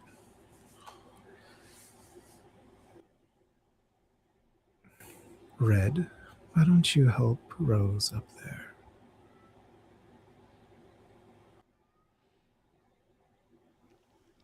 There's almost there is a full pause. And there is a glance up and then back. And clearly the grip tightens on the spear as they're struggling with it. And then there's a sort of disgruntled, frustrated sigh, but they are going to head up. In fact, she's still tangling with the Paradox King, right? Yep, she's still up there with the Paradox King. Great. I think what I'd like to do is, while they are engaged, I think Adam is going to throw the spear as a distraction and gain momentum running sort of up the wall and attempt to leap off. And I don't know who is a wrestling fan here, but is going to attempt to V-trigger the Paradox King, which is just full running knee to the neck. Yep. Yeah, we're gonna fully try and bust the Kenny Omega here and V-trigger this person in the Not neck. the kill. Oh, that's with the knee in the back. So 100%, you can go ahead and roll me a dueling for that. I think For sure, we do love a good with dueling. disadvantage.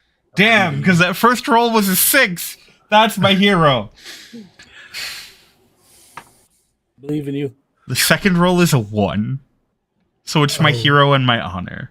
Okay. Oh, So here's good. my thing. If this was against the twins right now, Mm-hmm.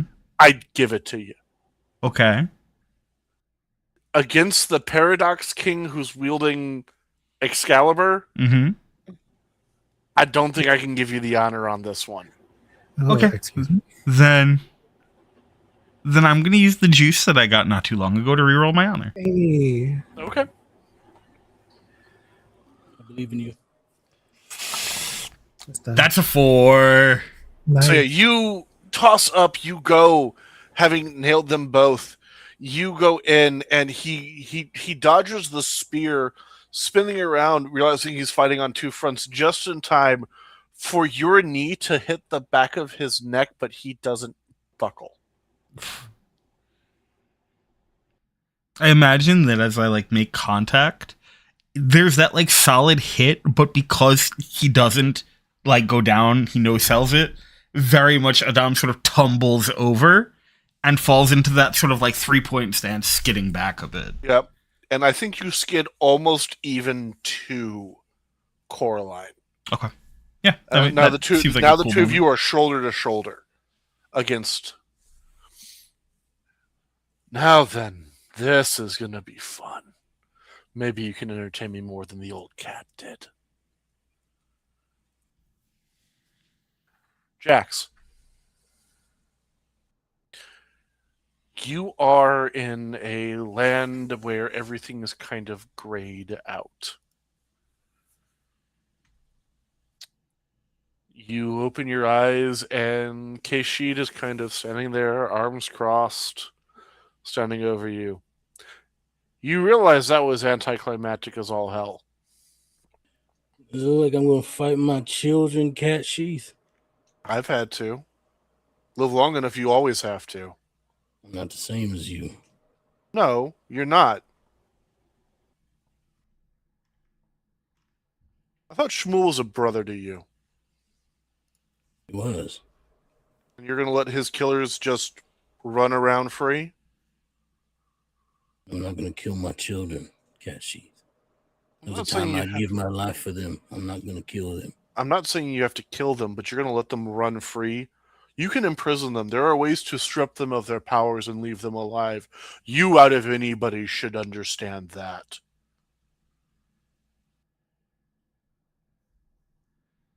Harming them feels wrong. So you're going to let them kill another member of the Levy family. You're going to let them wipe out the family of the man who supported you for so long. Dom and the rest of the team are tough. Perhaps it's time this old dragon laid down his head and rested. Don't give me that shit. You wallow in your pity like the infant you are. I failed them before, Cat Sheath. To fail is to be mortal, which unfortunately for you, you are. You haven't quite struck that boundary line to cross fully over into our lands yet, and I do hope you never do. You think that you own this idea of suffering, of sorrow, of having to turn against family, and have had family betray and turn against you? You don't know your own family history well enough. The courts of the Fae are nothing but infighting and treachery. But there are rules to that. Enlighten me then.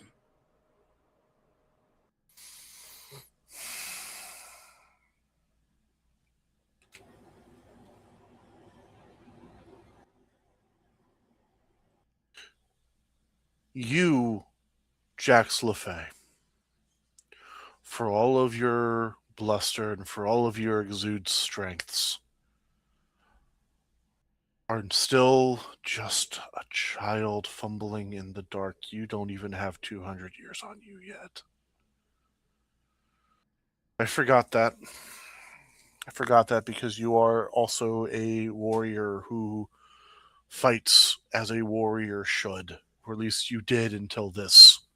He motions towards, as you kind of see the playback of you just, again, of your children just bodying you. You see how it all plays out again, and there is no love in their eyes. There is no feeling of connection.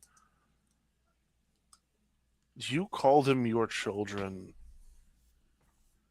You knew them for less than a day. Blood is blood. I will be the first to admit that, but you sacrificed your entire life. And for this, you are sacrificing. Yes, your allies are tough. They're fighting. I don't know what they're fighting. Nothing has ever harmed me the way that is. The only thing, you see him pause. If that thing has what I think it does, they need you, old man. What are you talking about? The sword of the true king. I was told it was destroyed. Are you talking about my banner up on that wall when we talked to Merlin? Is that what you're talking about? I'm no true king. Not you. Him. The sword of the true king doesn't work how your stupid stories say it does. All the sword respects is might and drive. It's not a mark of lineage, it's a mark of determination.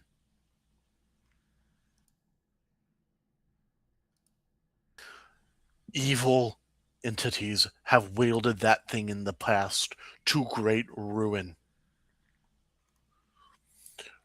Arthur wielded it and became a hero, yes, but that sword's history is longer and bloodier than anything you can imagine.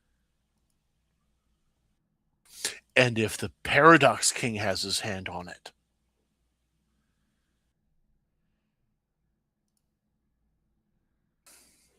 you don't care. care. You don't care. I do.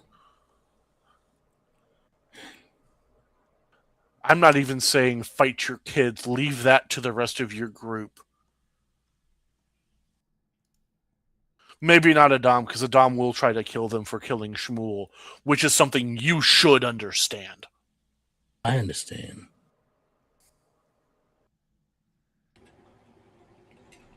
I have no qualms with Adam wanting to kill him. I understand very much indeed. But I cannot let him.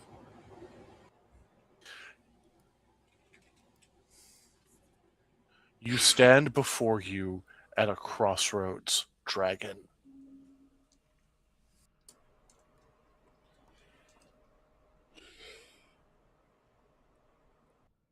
Shit.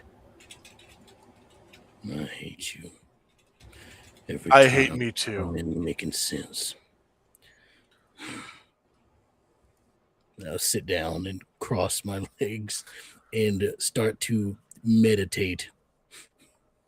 Perfect. And we're going to go ahead and cut over to Ellis. Can I ask, do I still have a queen's favor? I believe you still have one. Cool. So, cold, calculated, and very alert. Alice, in no rush, in no hurry, simply begins walking over towards Jax. Let me tell you something. You see, we have a shared history. You three and I. Speaking out to essentially the two Harlequins and sort of motioning over towards Jax.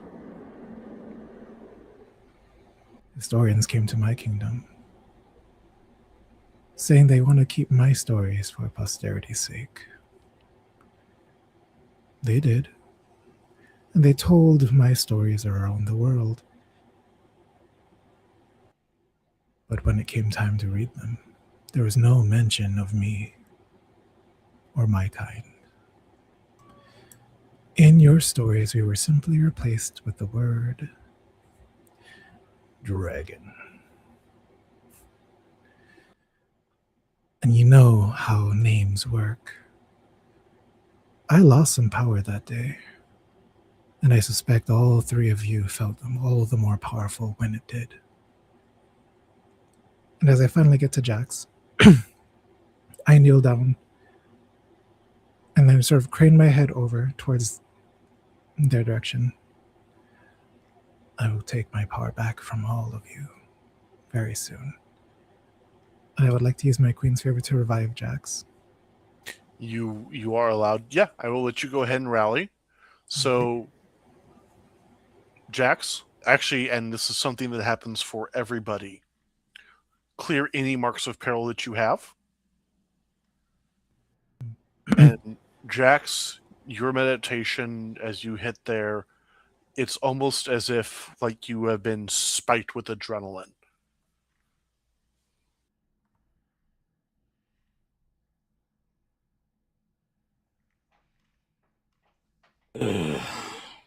I'll stand up slowly and sort of run a hand through my hair. All right. I'm out of that little slump. You said you wanted to see what your daddy looked like in action. Well, let me show you. And I take a step forward in the sort of marble cracks underneath the step. With that step, I say purple. Take another step similar to that one. Revolutionary. Another one. Spade. Another one. Dragon. And this time, I don't manifest my uniform. I go straight into that. No one has ever seen this.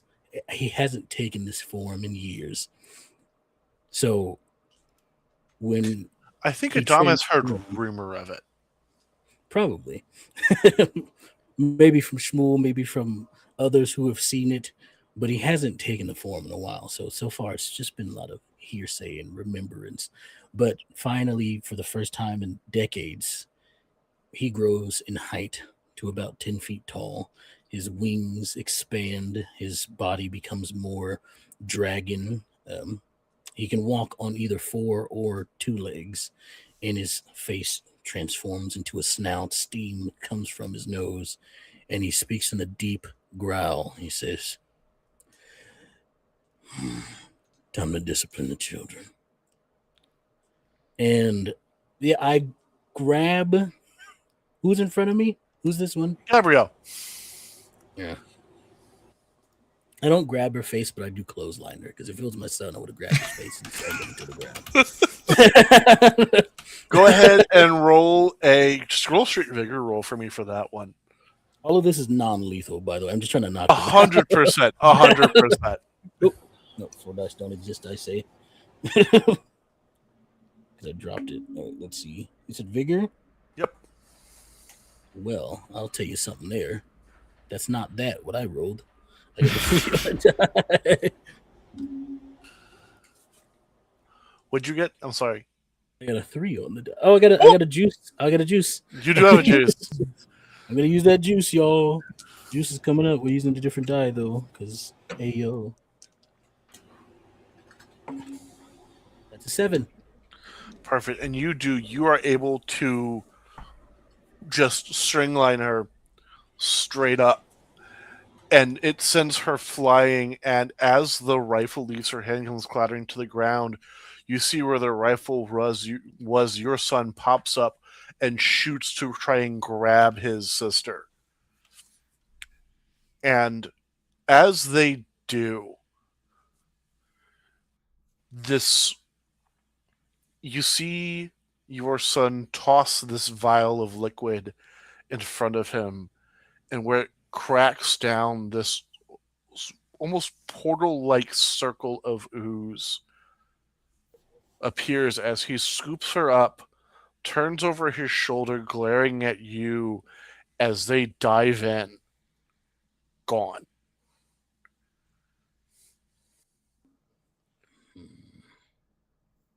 Ellis. The big one. Meanwhile, at the mention of the big one, he is going to take this momentum that he kind of has from this deflection, kind of stepping forward. And has anyone here ever played as a greatsword in Monster Hunter? Wild. Yep. Yeah. Yep. He is full on going for that big final combo of it. Third charge. The third charge, as he kind of uses the first impact of the sword to physically launch himself up in the air as he is bringing down this strike. How do you guys want to deal with this?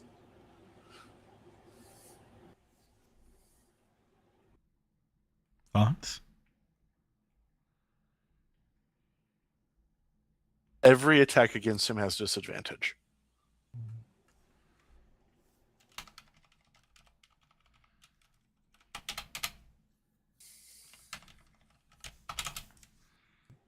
Oh, is this open? So right now it's just for Coraline and Okay. Adam. Yeah. He is bringing the fight down to your guys' level as we speak. Thoughts?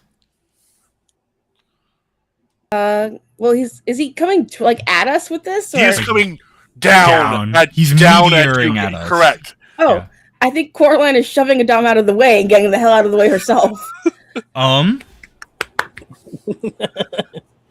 Wait. Okay. I think as Coraline winds up, Adam is gonna look over and go, "Boost me," and point up. All right, we're doing that instead. Okay, go ahead, and it's going to be 2 rolls here. Mm-hmm. Coraline, roll me a footwork to kind of give him that boost.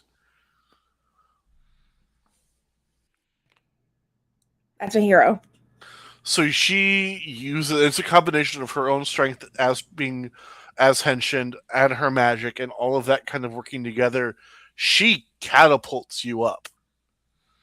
The last thing you hear as I go up is, "We have to get the sword."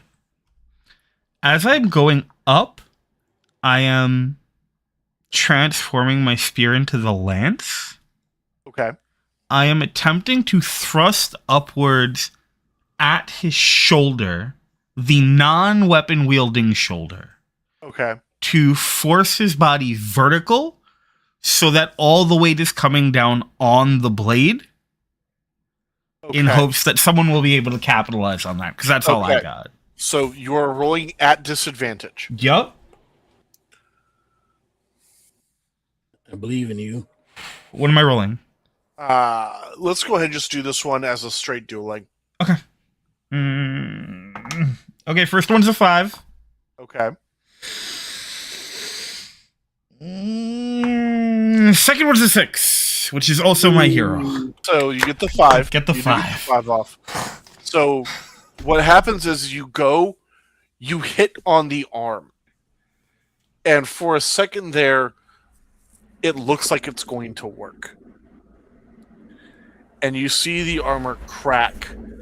And you see the point of the lance meet true just in time for that contained force in that sword strike because it's still moving. He shifts with that impact, and you see the edge of this blade, impossibly sharp, coming right towards you. Do you tank the hit and still try to hold him in place, or do you dodge? 100% tanking the hit. I am trusting my team to use the opportunity to try and get this sword. 3 marks of peril. 100%, let's go. Rough. Make it count, y'all! He still has the sword in his hand, and unfortunately what happens is, with the follow-through of the strike, he's able to rip your lance out of your hand, so he tumbles. He lands on his back, sword in hand still, but your lance is currently still in his shoulder on the bottom floor. Make it count, y'all. Especially because I'm out. No. When you get Sparks of Peril like this, it does not activate. Oh, okay, good. Then I'm not out, which is great because I would be. Whew. Like, we just juggle. It's fine. Just swap. So, yeah, you are currently rocking 3 marks of peril, though. Yup. So, the strike that you had acted as if your armament was not even there. And I will let you pick where on your face do you have a new scar. Interesting. I think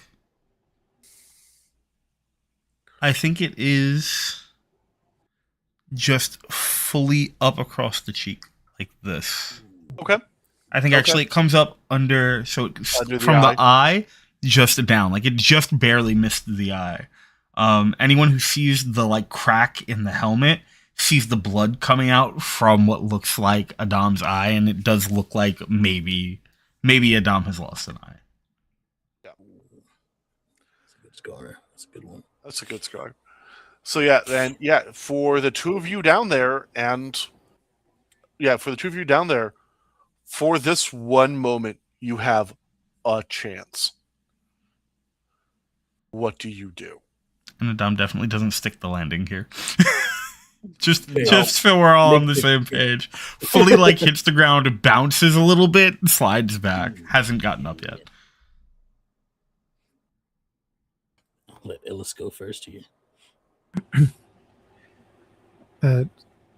Since I'm down one floor, slam the Leomano against the wall and basically zipline it up. So okay, no, Using- he is also on He your fell. guys' level. He fell. He is back down, sword still in hand, and you see him starting to get up. You have one action each before he is back up and fighting again. He is already physically ripping the lance out of his shoulder with his other hand. Oh, in that case, still using the Leomano for a speed boost and using the momentum at the last second, pulling it up so that it's facing him as I'm moving forward. Roll me a dueling at disadvantage. All right, I believe in you. where'd you go? Okay, that's a 3. and a 1. So unfortunately, even with the honor, you do not get this. As you go in there, just in time for him to roll himself out of the way, he hooks what you don't know yet, but you will be told is Excalibur up, and uses that to catch your Leo Mano and fling you up onto where Coraline is. As he kind of knees himself up just in time to react to whatever Jax is doing. I use that moment as obfuscation for what I'm doing, which is rushing, flying forward as fast as I can. And I'm trying, before he can pull the spear out, I want to grip it and rend it through the shoulder to try to cut off the shoulder. I'm not going to try to get the sword out of his grip. I'm just going to try to take it. Take the arm. Take the arm. Makes sense to me. It's the thing to do. It's not the arm that has the sword, but he'd still be missing an arm afterwards. He'd be much easier. He'd be much easier to find. If that's the case, because I want to take the sword out. Is the sort of vibe. So if I can rip off that arm, I mean, you can try to physically rip that arm off if you want. Yeah. Cool. So this will be a straight vigor roll. All right. At disadvantage. And I'm letting you know, if you mess this up, this is not going to be a fun time for you. That's right. It's never been a fun time for Jack. We're doing this. 6 and a 7. Big dog. What's up? You go to rip it, and as you go and you feel that the armament start to peel off, there's a shaking outside. And there's another stomp as he looks over you and smiles. Jack LaFay. You know, I always wondered which one of the four of you would still be kicking it around from that time period.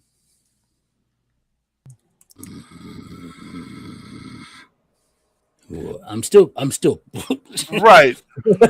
So with his armament makes him larger than a human should be. He's not as tall as you, but he's probably around 7 feet tall in his armament. Not the spikes are probably even with your horns. As he kind of looks over at you smiling. You would have thought that by now you'd know it's never quite that easy. And he very trickily drops his armament to drop down. You've harmed him. Like, his shoulder is out of socket, sword still in hand. As he drops down, dropping another one of those flasks that your children have used, drops that down and slips into it as it crumples away into dust behind him. And so you have this little bit of black and gold armament in your hand that you kind of rended off of him. As the entire roof gets ripped off, and looking down on you is 1 head, 2 heads, 3 heads.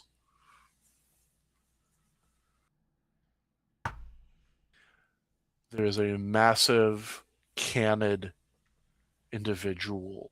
You're not quite sure what this thing is, but it is gigantic. And it just ripped the top of the building off. You hear Jax, Case Sheed, call out, "I have the people. You know what you need to do." Rangers. Crash course. You ever summoned a mech before? Because I know 2 of them are not well versed in how this works. No? Well, get ready. That's why it's a crash course, darling. And I'll pull out my my morpher. And I think improvising a method of doing this here, y'all. Okay, we ball. the open door that results in it after we turn the key and everything, and it opens up. I close it again, and it, instead of like closing shut, it reverses the doors, like reverse inward, and I pull it apart, almost like one of those, like, those things you used to do with the paper. So like open it up, and on that appears like a little, like almost miniaturized version of what looked to be like a giant like mountain. But as you see it look closer, there's eyes that open up on it, and it stands up, and it is a rock dragon, in which I grab from I grab the miniature and toss it up into the air, and the dragon appears in the sky, and I jump up there on it. That's one. Who's next?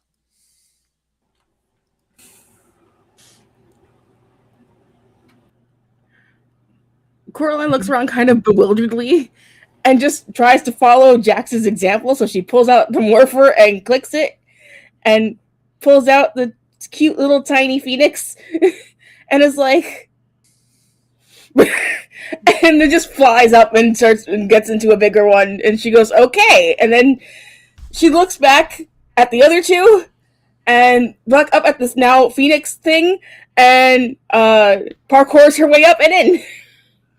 So as you kind of fly, you kind of get yourself up higher. Your phoenix does bank down to make that last ascent a little easier for you. And Jax, you felt connections with Machina before. For you, Coraline, it's almost like there's this warmth that you kind of feel reaching out, and as you kind of feel it touch you, you understand how this thing works. Its intent, its focus, it is all of those things that you as a knight now in body made flesh. It is everything you ascribe to be as an individual given shape. Nice. All right, Adam, Ellis, who's first?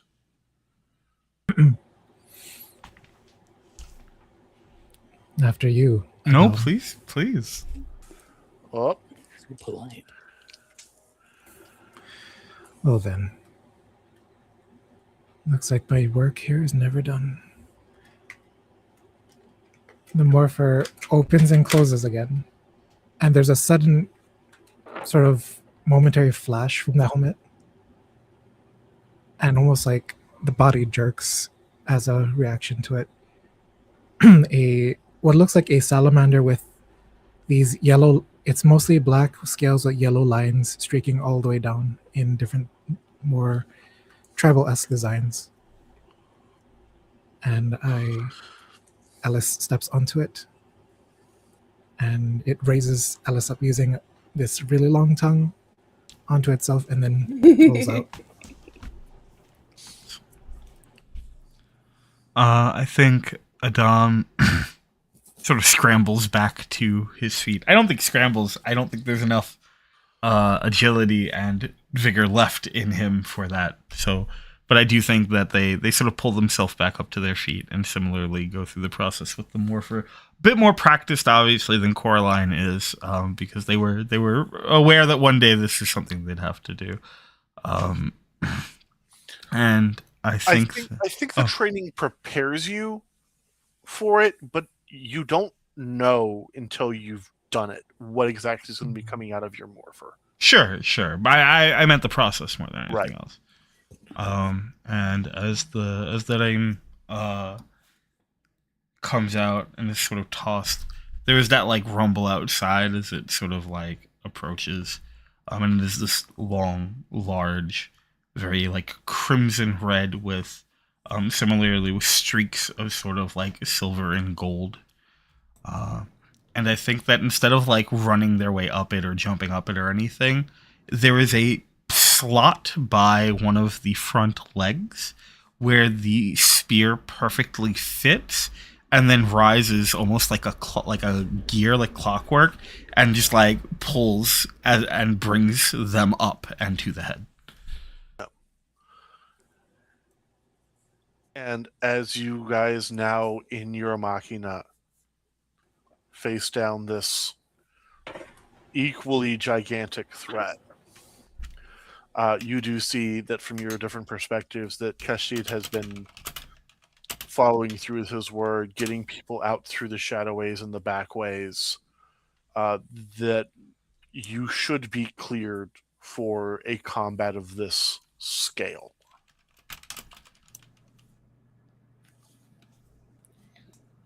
What do you guys do? All right, y'all. Now we just got to put them together.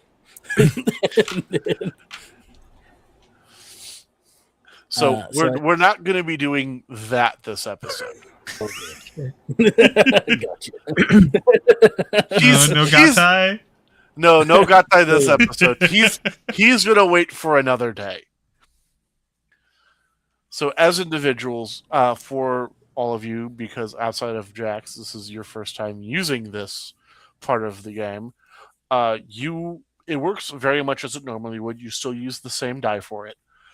You do not directly take marks of peril, but you do risk your machina leaving if it's taken too much damage.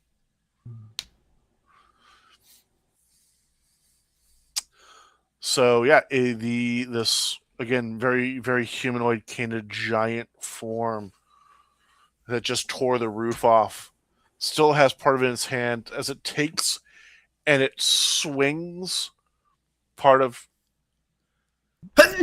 byline as it goes and swings, and apparently it knocks Lion clean off of the freaking call. He's getting into his machina. It's fine. You guys find this. He's into his machina as he actually goes to bring it down, kind of against Jax. Tank it. All right, roll me a vigor.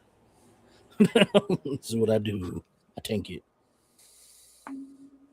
Wow, that's intense. That's a 1. I'm trying to think if your honor works for this. Hold on, give me a second. Sell me on your honor working for this. I think it's the machina in a way that sort of boosts this up for or tries to boost this up to help Jax, because he's like, really, dude, the first time out and you're doing this like this. And so I think sort of like the wing comes out instead of like Jax trying to like, because originally Jax was going to try to like swat it away with his hand, but the dragon is like, what are you doing? And takes the wing and swats it away instead. I think that makes perfect sense to me. Yeah, I'll allow that to work for you on this one. As he goes to do that, and again, for the 4 of you, it's kind of your guys' turn. How do you go after this thing? Everyone else, it looks real honorable because it looks like Jack's like just like commanded the wing to do that. So that's why it's honorable. You know what? I'll take it. You guys are a real dragon, yeah. The dragon man with the dragon machina. This makes perfect sense. Yeah. Of course, the dragon machina listens to the dragon man. I meant to do that. Sorry, keep going. I think Coraline is going to maneuver around the heads and try to get this thing dizzy. Roll me a footwork. 3. Yeah. So yeah, you kind of, as you kind of think it, the machina kind of takes your thoughts and interprets it into the actions as using kind of both itself and the trailing fire that it leaves in its wake. It does kind of start weaving between and around the heads, drawing not only its attention but its focus as the heads kind of turn inwards, trying to catch but never quite making it, including them kind of hitting against each other in kind of a very Sentai fashion. Mm-hmm. As it does kind of discombobulates itself, The next person to act is going to have advantage against it.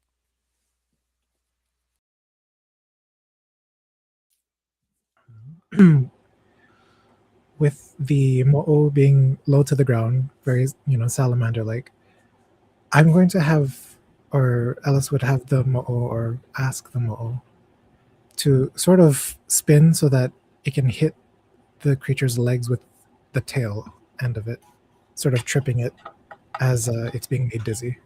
Roll me a dueling. It's a 5. So yeah, you go in. It's another one of those things where only there's more of a connection point as the Moa takes and interprets what you're asking.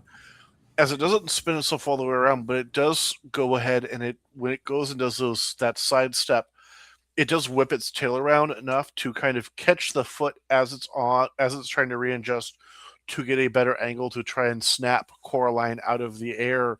It does have one foot up that the Mo'o's tail wraps and pulls, bringing it down off balance. Adam. Better not to be muted. If it's off balance, I feel like it's the perfect opportunity to do the thing that I do best, which is charge. So we are and the Ra'am is built perfectly for this. Yes, this is exactly what that aim is for. So the aim's head comes down, the long, sort of opalescent horn pointed forward, and I think that as it runs forward, it begins to sort of, I don't think it spins, but I believe there's a coalescence of energy. Coalescence of energy, yeah, that sort of winds around it and begins to pick up energy as it goes. I understand. What? It's the spiral force. Yeah, exactly. Yeah, it's fine.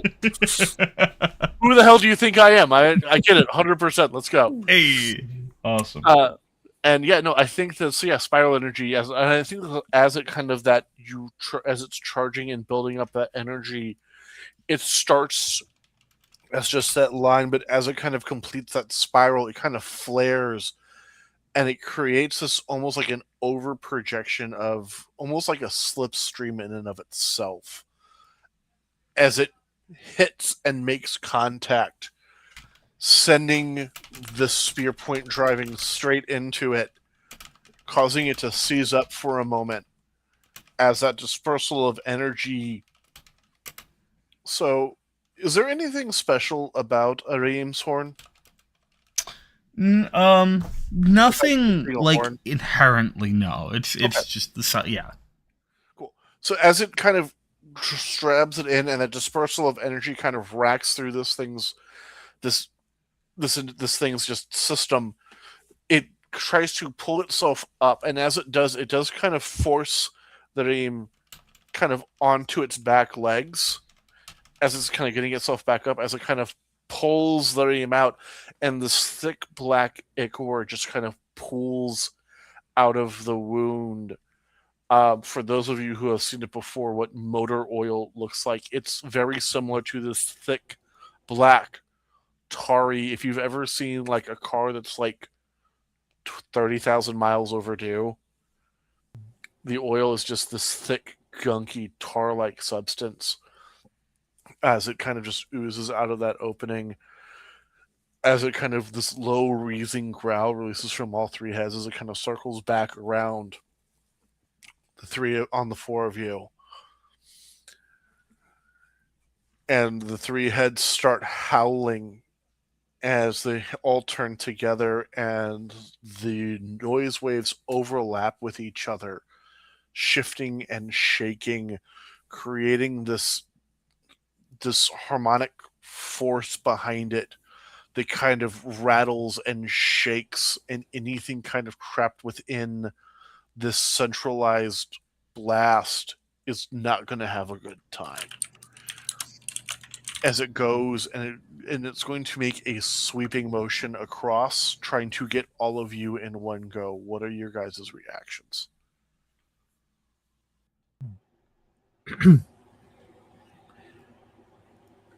Using the Mo'o's tongue, going to try to bind one facet of it before I can really get that momentum going. Okay, go ahead and roll me just roll me a dueling again for that.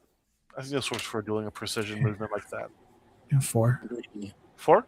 Yeah, 4 gets it. So yeah, you're able to go ahead and the Moa's tongue launches out, hitting and wrapping and looping back, pulling and yanking the head not only away but snapping it shut as it does. This lack of harmonious now kind of rendering it ineffective. What's the next action here? So was the attack stopped, or is it like still coming? But So there's still something coming. Gotcha.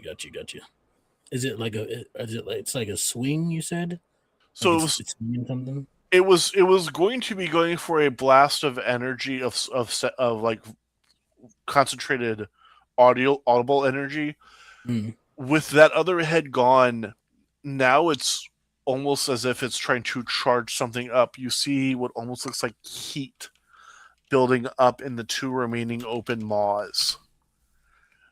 Okay, wonderful. Then on one of them, I will try to. So my dragon will swoop in, and similarly to how Ellis just did, sort of come up, but instead of like snapping the jaw closed, we'll try to like wrap its like claws around the throat to try to stop whatever energy is coming up, essentially like creating a blockage. That makes sense. So yeah, go ahead and roll me just vigor for this, because that's just straight muscling it.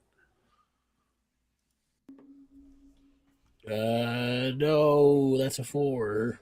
Okay. All right. So that's your first marker peril then for this. Go ahead and roll for me. That's a 1. No, that's good. That's good. That was your only marker peril that you had, so you bounce back from that. So it goes, and it breaks away just for a second, and as it does, you see that this building up, this almost lava, like magma-ish, just lob of something that your machina very quickly uses one of its claws hands to force the jaw upwards, slamming it shut in that process, causing it to choke on the magma. All right. There's one remaining open head, and you see that it's almost like it's dripping this magma as it's taking, and it seems like it's about to shoot out this just wave of just destruction.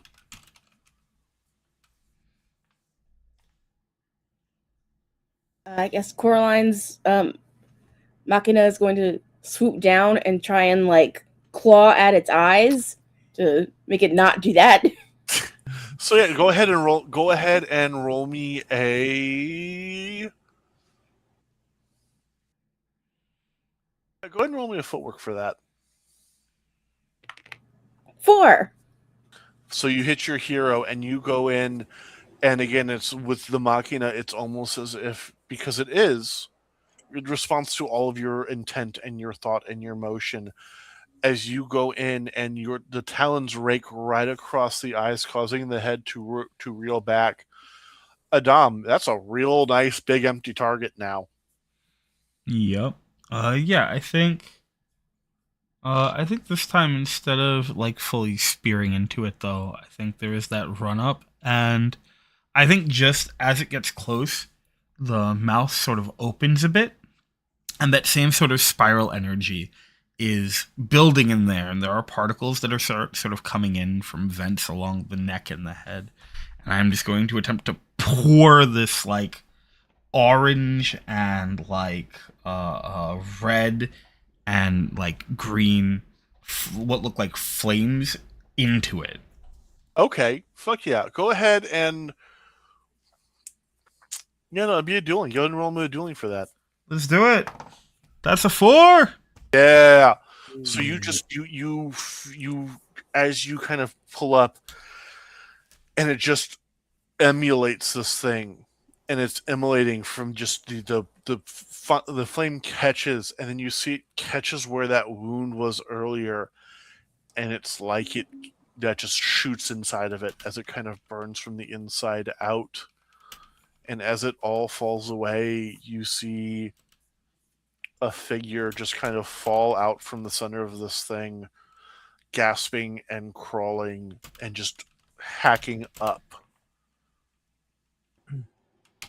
Coraline, that's your father. And that's where we're going to end tonight's episode. You son of a... That's messed up. Grim, we're fighting. There's 13 minutes left. I demand satisfaction. Speed round. Let's go. No, yeah, okay, no, that's fair. That's fair. There are 13 minutes left. Yeah, Coraline, that's your father. I want to take turned away. I want to take half a second to just really quick shout out Grim here for being a way nicer tail slinger than I would be. I also would have just been like, "Nah, you gotta wait till next week." So. So like, No. See, you think this is nice, but you don't know where this is going. oh, we made a mistake. Abort. Go back. You wanted this. You wanted this. We'll do it now. I was joking. Put it in reverse. So yeah, Coraline, that's your dad. That's your father. That is the Lord Emberton. Yeah, we're getting out of this mech immediately, and So do you even land the mech? no. So yeah, you leave your mech and you what it is you think about being out, and you are. And you are falling towards the ground, your body kind of acting on instinct. I'm not going to have you roll for this. As you kind of whip your fans out, and in that moment, the air kind of spirals around, the flames kind of cushioning your fall as you land probably about 15 yards from your father. And she's gonna sprint. Yeah, he is just hacking up, and every time he is hacking, more of this black sludge is leaving his system. As soon as she gets there, she's like pounding on his back to get more of that crap out. And he's just hacking it out. What happened?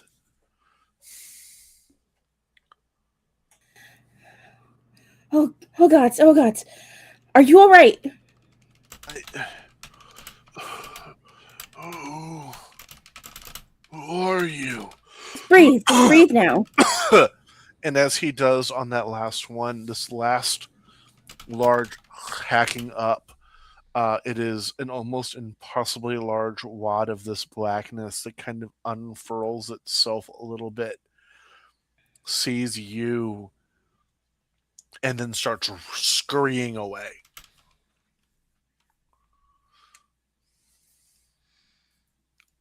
Throw a fan at it. Roll a dueling for me. Oh, sorry, 4.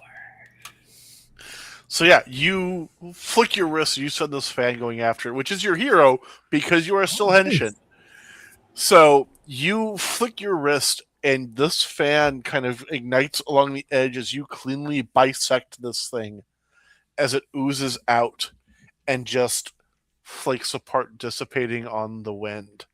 As your fan becomes lodged in the ground, this singed fire still burning across its exposed edge.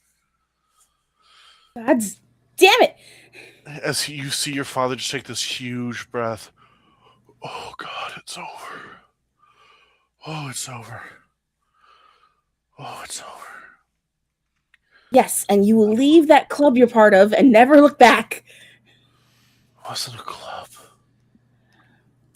What was it? And he just collapses. Hey! He's not dying, but it's a very deep, almost catatonic rest.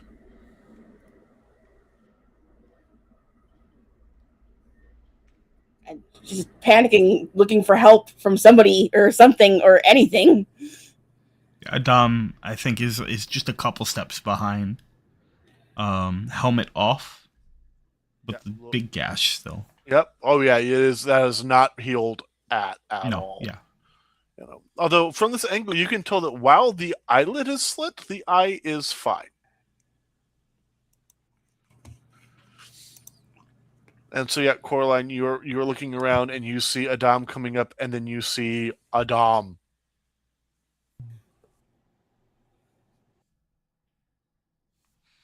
You're right. Fully ignores the question and kneels down. Is he all right? I don't know. that? He's alive. Then we should get him somewhere. I don't know. I don't know where to. There's a reassuring hand put on your shoulder, and with the one eye, he looks over at you and goes, "He is breathing, and so you too must breathe. This will pass. He will be all right.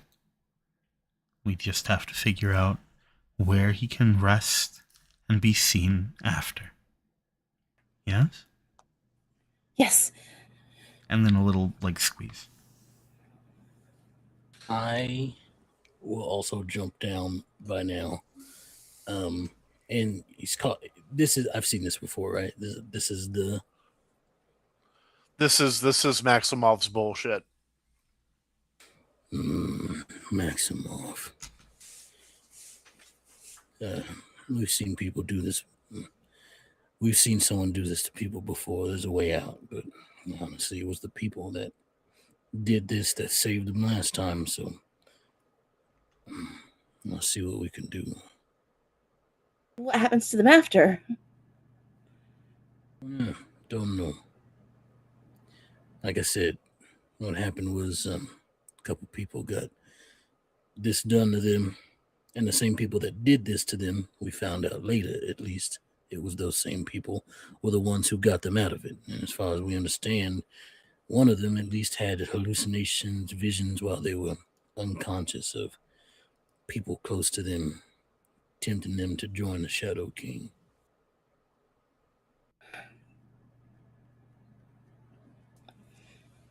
We need to get.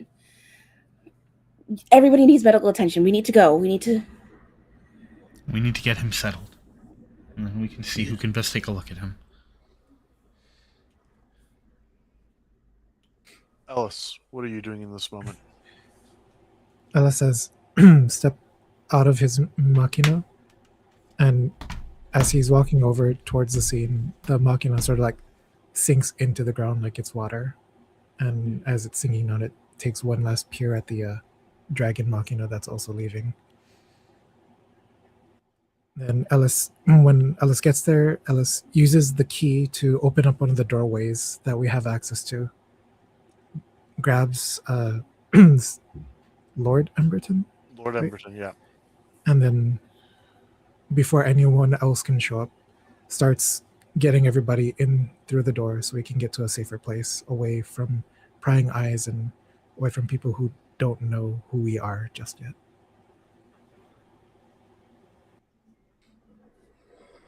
Excalibur. What? Coraline will follow. Excalibur. What That's about the it? sword head. I see. Whoever this Paradox King is. Seems like it might be someone from my past. Made a reference to the four of us. Not us, but us back in the day. I see. I have a question, Grim. Yep. Would my grandfather have had anything written down regarding Excalibur? Oh, so many things. Nice. That would have been something that you had stumbled across. You actually found not just the texts that your grandfather had translated, that actually not just your grandfather, but your father and your grandfather had translated. Oh. Okay. You also have, it's almost as if they did that in dialogue through transcripts to each other. Cool. And they have theories that the myths of the sword being a kingmaker are not correct. That the Lady of the Lake who was guarding it, once it was given to Arthur, it was never reclaimed by the lake. I see. Do they have theories as to what, if anything, it may be beyond that, or just that it is the terrifyingly powerful artifact? It is Kingmaker aside. It is a terrifying, powerful artifact from what they've written down and from what you remember reading. They surmise that it has the ability to cut through any magic. And that in order to wield it for any period of time would require in a nearly inhuman level of drive and dedication towards a goal. That they surmise that it has quite literally consumed lesser individuals who dare to try to wield it. Yeah, Adam will look and go, "Are you certain, cousin? Cat she was. It's as confident as we're going to get." I mean, I've seen many people try to kill and take on that cat. Let me tell you, most of the time, 99% of the time, they all end up in terrible shape. It's the first time I've ever seen them lose a fight. It would explain why we have such a difficult time handling them.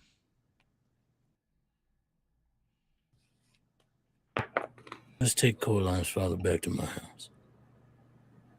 I don't trust those in the government. Since we don't serve them, they don't owe us anything at the castle. I'm starting to wonder if perhaps you're right.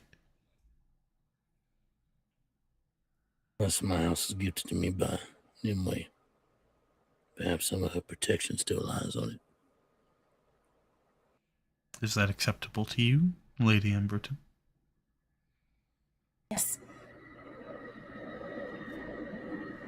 I'll call up some people I know, healers, and I'll even help myself, although I'm not the best at healing. But I can also My speak wife. with.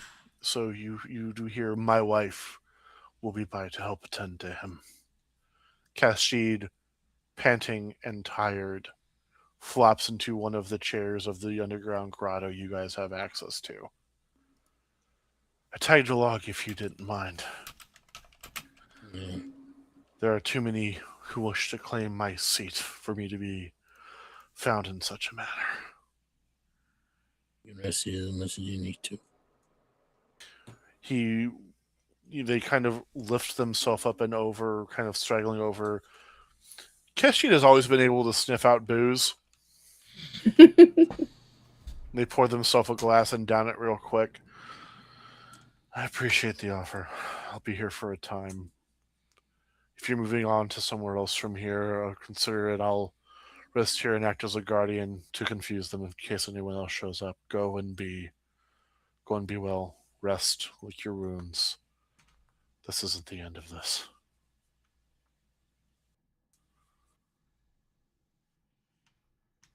Thank you. The three of you, we should talk. And that is where we're going to end tonight's episode. Hey. Yay! Okay, that's nice. Ooh. Good to be back, yo. Yes. Yeah. Okay. So as always, once back around the horn with everybody, tell them who you are, tell them where they can find you. We're going to go ahead and start today with X. Yo, I felt it coming. Hey, everybody, I'm Extel. Sometimes, maybe, possibly, you never know. You can find me at Extra the King on all the socials.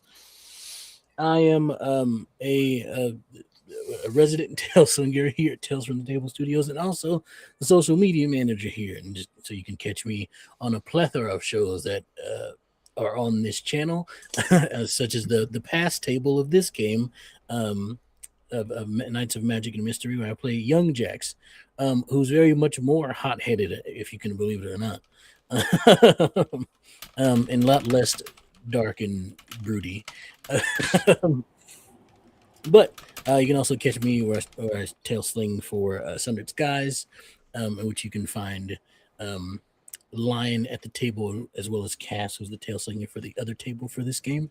In which, I believe this Sunday is our next session. Yep. And it's going to be a wild time because Lacey is going to be coming back from a different dimension, and then there's going to be a moral talk amongst the party, I believe. If I picked up the vibes right from the last session. Yeah, you can catch me there. You can catch me on Don't Kill My Character, where I play Leo, and also Cameron in Sanguine Scourge and Superhero Shenanigans, respectively. I have to start playing. You can join me start playing games where I run Vampire, Werewolf, and other games are coming. Trust, I'm not going to stick to those two, but you can join some Vampire games that I have up there. Want to play Vampire with me? Well, you want to let me torture your characters consensually? Then come on by and have that happen. It's a good time. I promise I'll give you max emotional trauma for your characters consensually. But yes, trying to think of life. Oh, I'm raising money for a PC. You can catch that on my throne. It's in my link tree. And yeah, it's almost there. Like just a little bit more to go. Like 69% funded. So if you want to help me give my old laptop a break because she is struggling, go ahead and do that. Go ahead and help me out there, and I'll be streaming more once I get that. I'll be able to stream stuff easier. But yeah, I'm taking too long, so I'm gonna pass it off to Kemma. Hey everybody, it's your favorite them Kim. I'm like all the other nerds you follow, except apparently choking on my own spit. What the heck? You can find me usually behind the scenes at Apochromatic Unlimited. You can find me on most of my socials at Fave Them Kim. That's pretty much it. Catch me here next time we do Sentai Sensibilities. Things gonna get weird. I love it. Kay. Hi, I'm Kay. I played Coraline. You can't find me anywhere. I don't exist. It really messes my head up. It really does, let me tell you. And you are our favorite delusion, as always. I am TR Grimm. As always, I am so happy to be the tail slinger and master of ceremonies for these fantastic, fantastic people. I am a game designer, game reviewer, and now certified life coach by trade. I am actually going to be starting my own Sentai game either the 7th or the 14th over at twitch.tv/corrosive squid, where you can see me with another group of people, having them. They're not quite as good as you guys. Don't worry. You're still my favorites. I promise. And where you'll be able to see the season 2 of what was started over at Zeal Zaddy for our Sentai game over there, which was an Affair of Arcana. If you would like to go ahead and watch the first season of that is over on Zeal Zaddy's YouTube channel. I do recommend giving that a watch before if you do want to go ahead and hop on with us. There are 11 3-hour episodes, and you have plenty of time to start now and catch up before we start season 2. I think for that's everything big and important for me, and we're going to go ahead and, don't forget to tell your tales. Take it away, Lion. Hey, y'all, it's Drake Lionheart. Most people call me Lion. I use they, he pronouns. And I am the creative and studio director here at Tales from the Table Studios.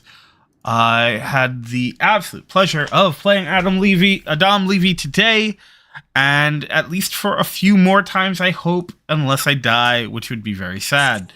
But you can find me all the places online at It's Drake Lionheart. That's where I am. it's the place that I do things from. You can also find me here at Tales from the Table Studios doing stuff. If I'm not on screen, I'm usually behind it. That's how it works because I run pretty much all of our production right now, and I'm cool with it. So if you're ever hanging out in chat and you see Tales from the Table Studios saying stuff, it's usually me you're talking to. You can also find me over in our Discord. We have a Discord. It's a great community, something that started as a hub for our first charity event, has now exploded into an incredible community of people. It's a great place to meet new folks for storytelling, hanging out, playing games, and all things in between. It's also where we host our movie nights and where we first drop information on our casting calls and our new projects. It's also just a cool, chill place to be, and we always appreciate seeing new faces there. The next time you'll see me is Sunday on Sundered Skies, where we'll be here at 1 p.m. Eastern again for the skies being sundered and everything is fine, I'm sure, by which I mean I'm panicking and it's definitely not fine, but we're gonna figure it out. After that, you will find me here again Tuesday morning because every Tuesday, 11 a.m. Eastern, I am hanging out doing cozy co-working. I call it that, but really I am a dirty, dirty liar. What's actually happening is y'all get to work and distract me from working with incredible conversation. You got work done last Tuesday. Of the times I have done it, I have been productive twice, but that's okay because I absolutely love talking with y'all. So I'm here for it every single time without fail. Come on by. We've talked about a lot of things. From wrestling to breakfast cereal to video to like TTRPG game design. And everything in between and outside of. So it's a great time. I will almost certainly be in the chat like I usually am. Hey, we always love to see it.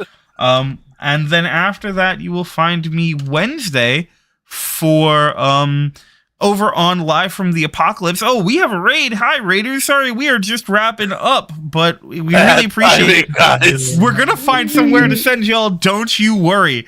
Hopefully, y'all had a good stream. You'll find me Wednesday Live from the Apocalypse, where I will be on Neon, our cyberpunk magical girl game, where I am playing just the absolute saddest, dead but not really boy. It's going to be a great time. Am I forgetting anything? Oh, actually, we both forgot something. Monday, we're going to be over on High Shelf Collective for their Christmas charity event. I forgot about this. For playing Orbital Blues, the Starlight Drop, I think is the name of it. It's going to be absolutely excellent.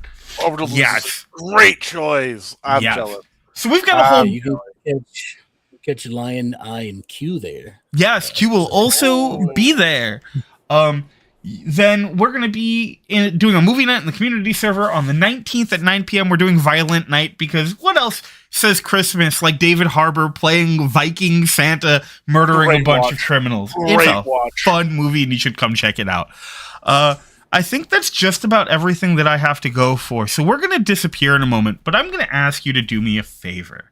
Hang around for just about 2 minutes because I think you're going to find something very interesting after we disappear. And after that's over, we're going to go raid. Yeah, we're going to go raid Chaotic Wholesome, where I think they're doing a run through of Alien Isolation. So that's what we're going to go after. But don't leave just yet because I think you're going to enjoy what you see next. Until next time, remember, eat enough food, drink enough water, do the things you gotta do even when it's hard, love yourself, take care of yourself, leave room for others to lean on you where you can, and remember to lean on others where you can because community is so important that's never been more true than before, and that's not changing for quite a long time. And as always remember to tell your tales. See you soon. Evolution is inevitable. It is a gift granted by nature itself. Homo mutatis is not the future, it is the now. Mutant kind is an inescapable reality that refuses to be denied. You have tried time and time again to show demonstrations of your power, and each time we have allowed this game to continue. But now you have overstepped. You have seen only glimpses of ours, but soon you will witness our true response. M-Factor and the United Future Foundation offered you peace and a chance for common ground. We will not give you the same offer. We are here for you, for us, for all kind. You will accept us, or we will not accept you.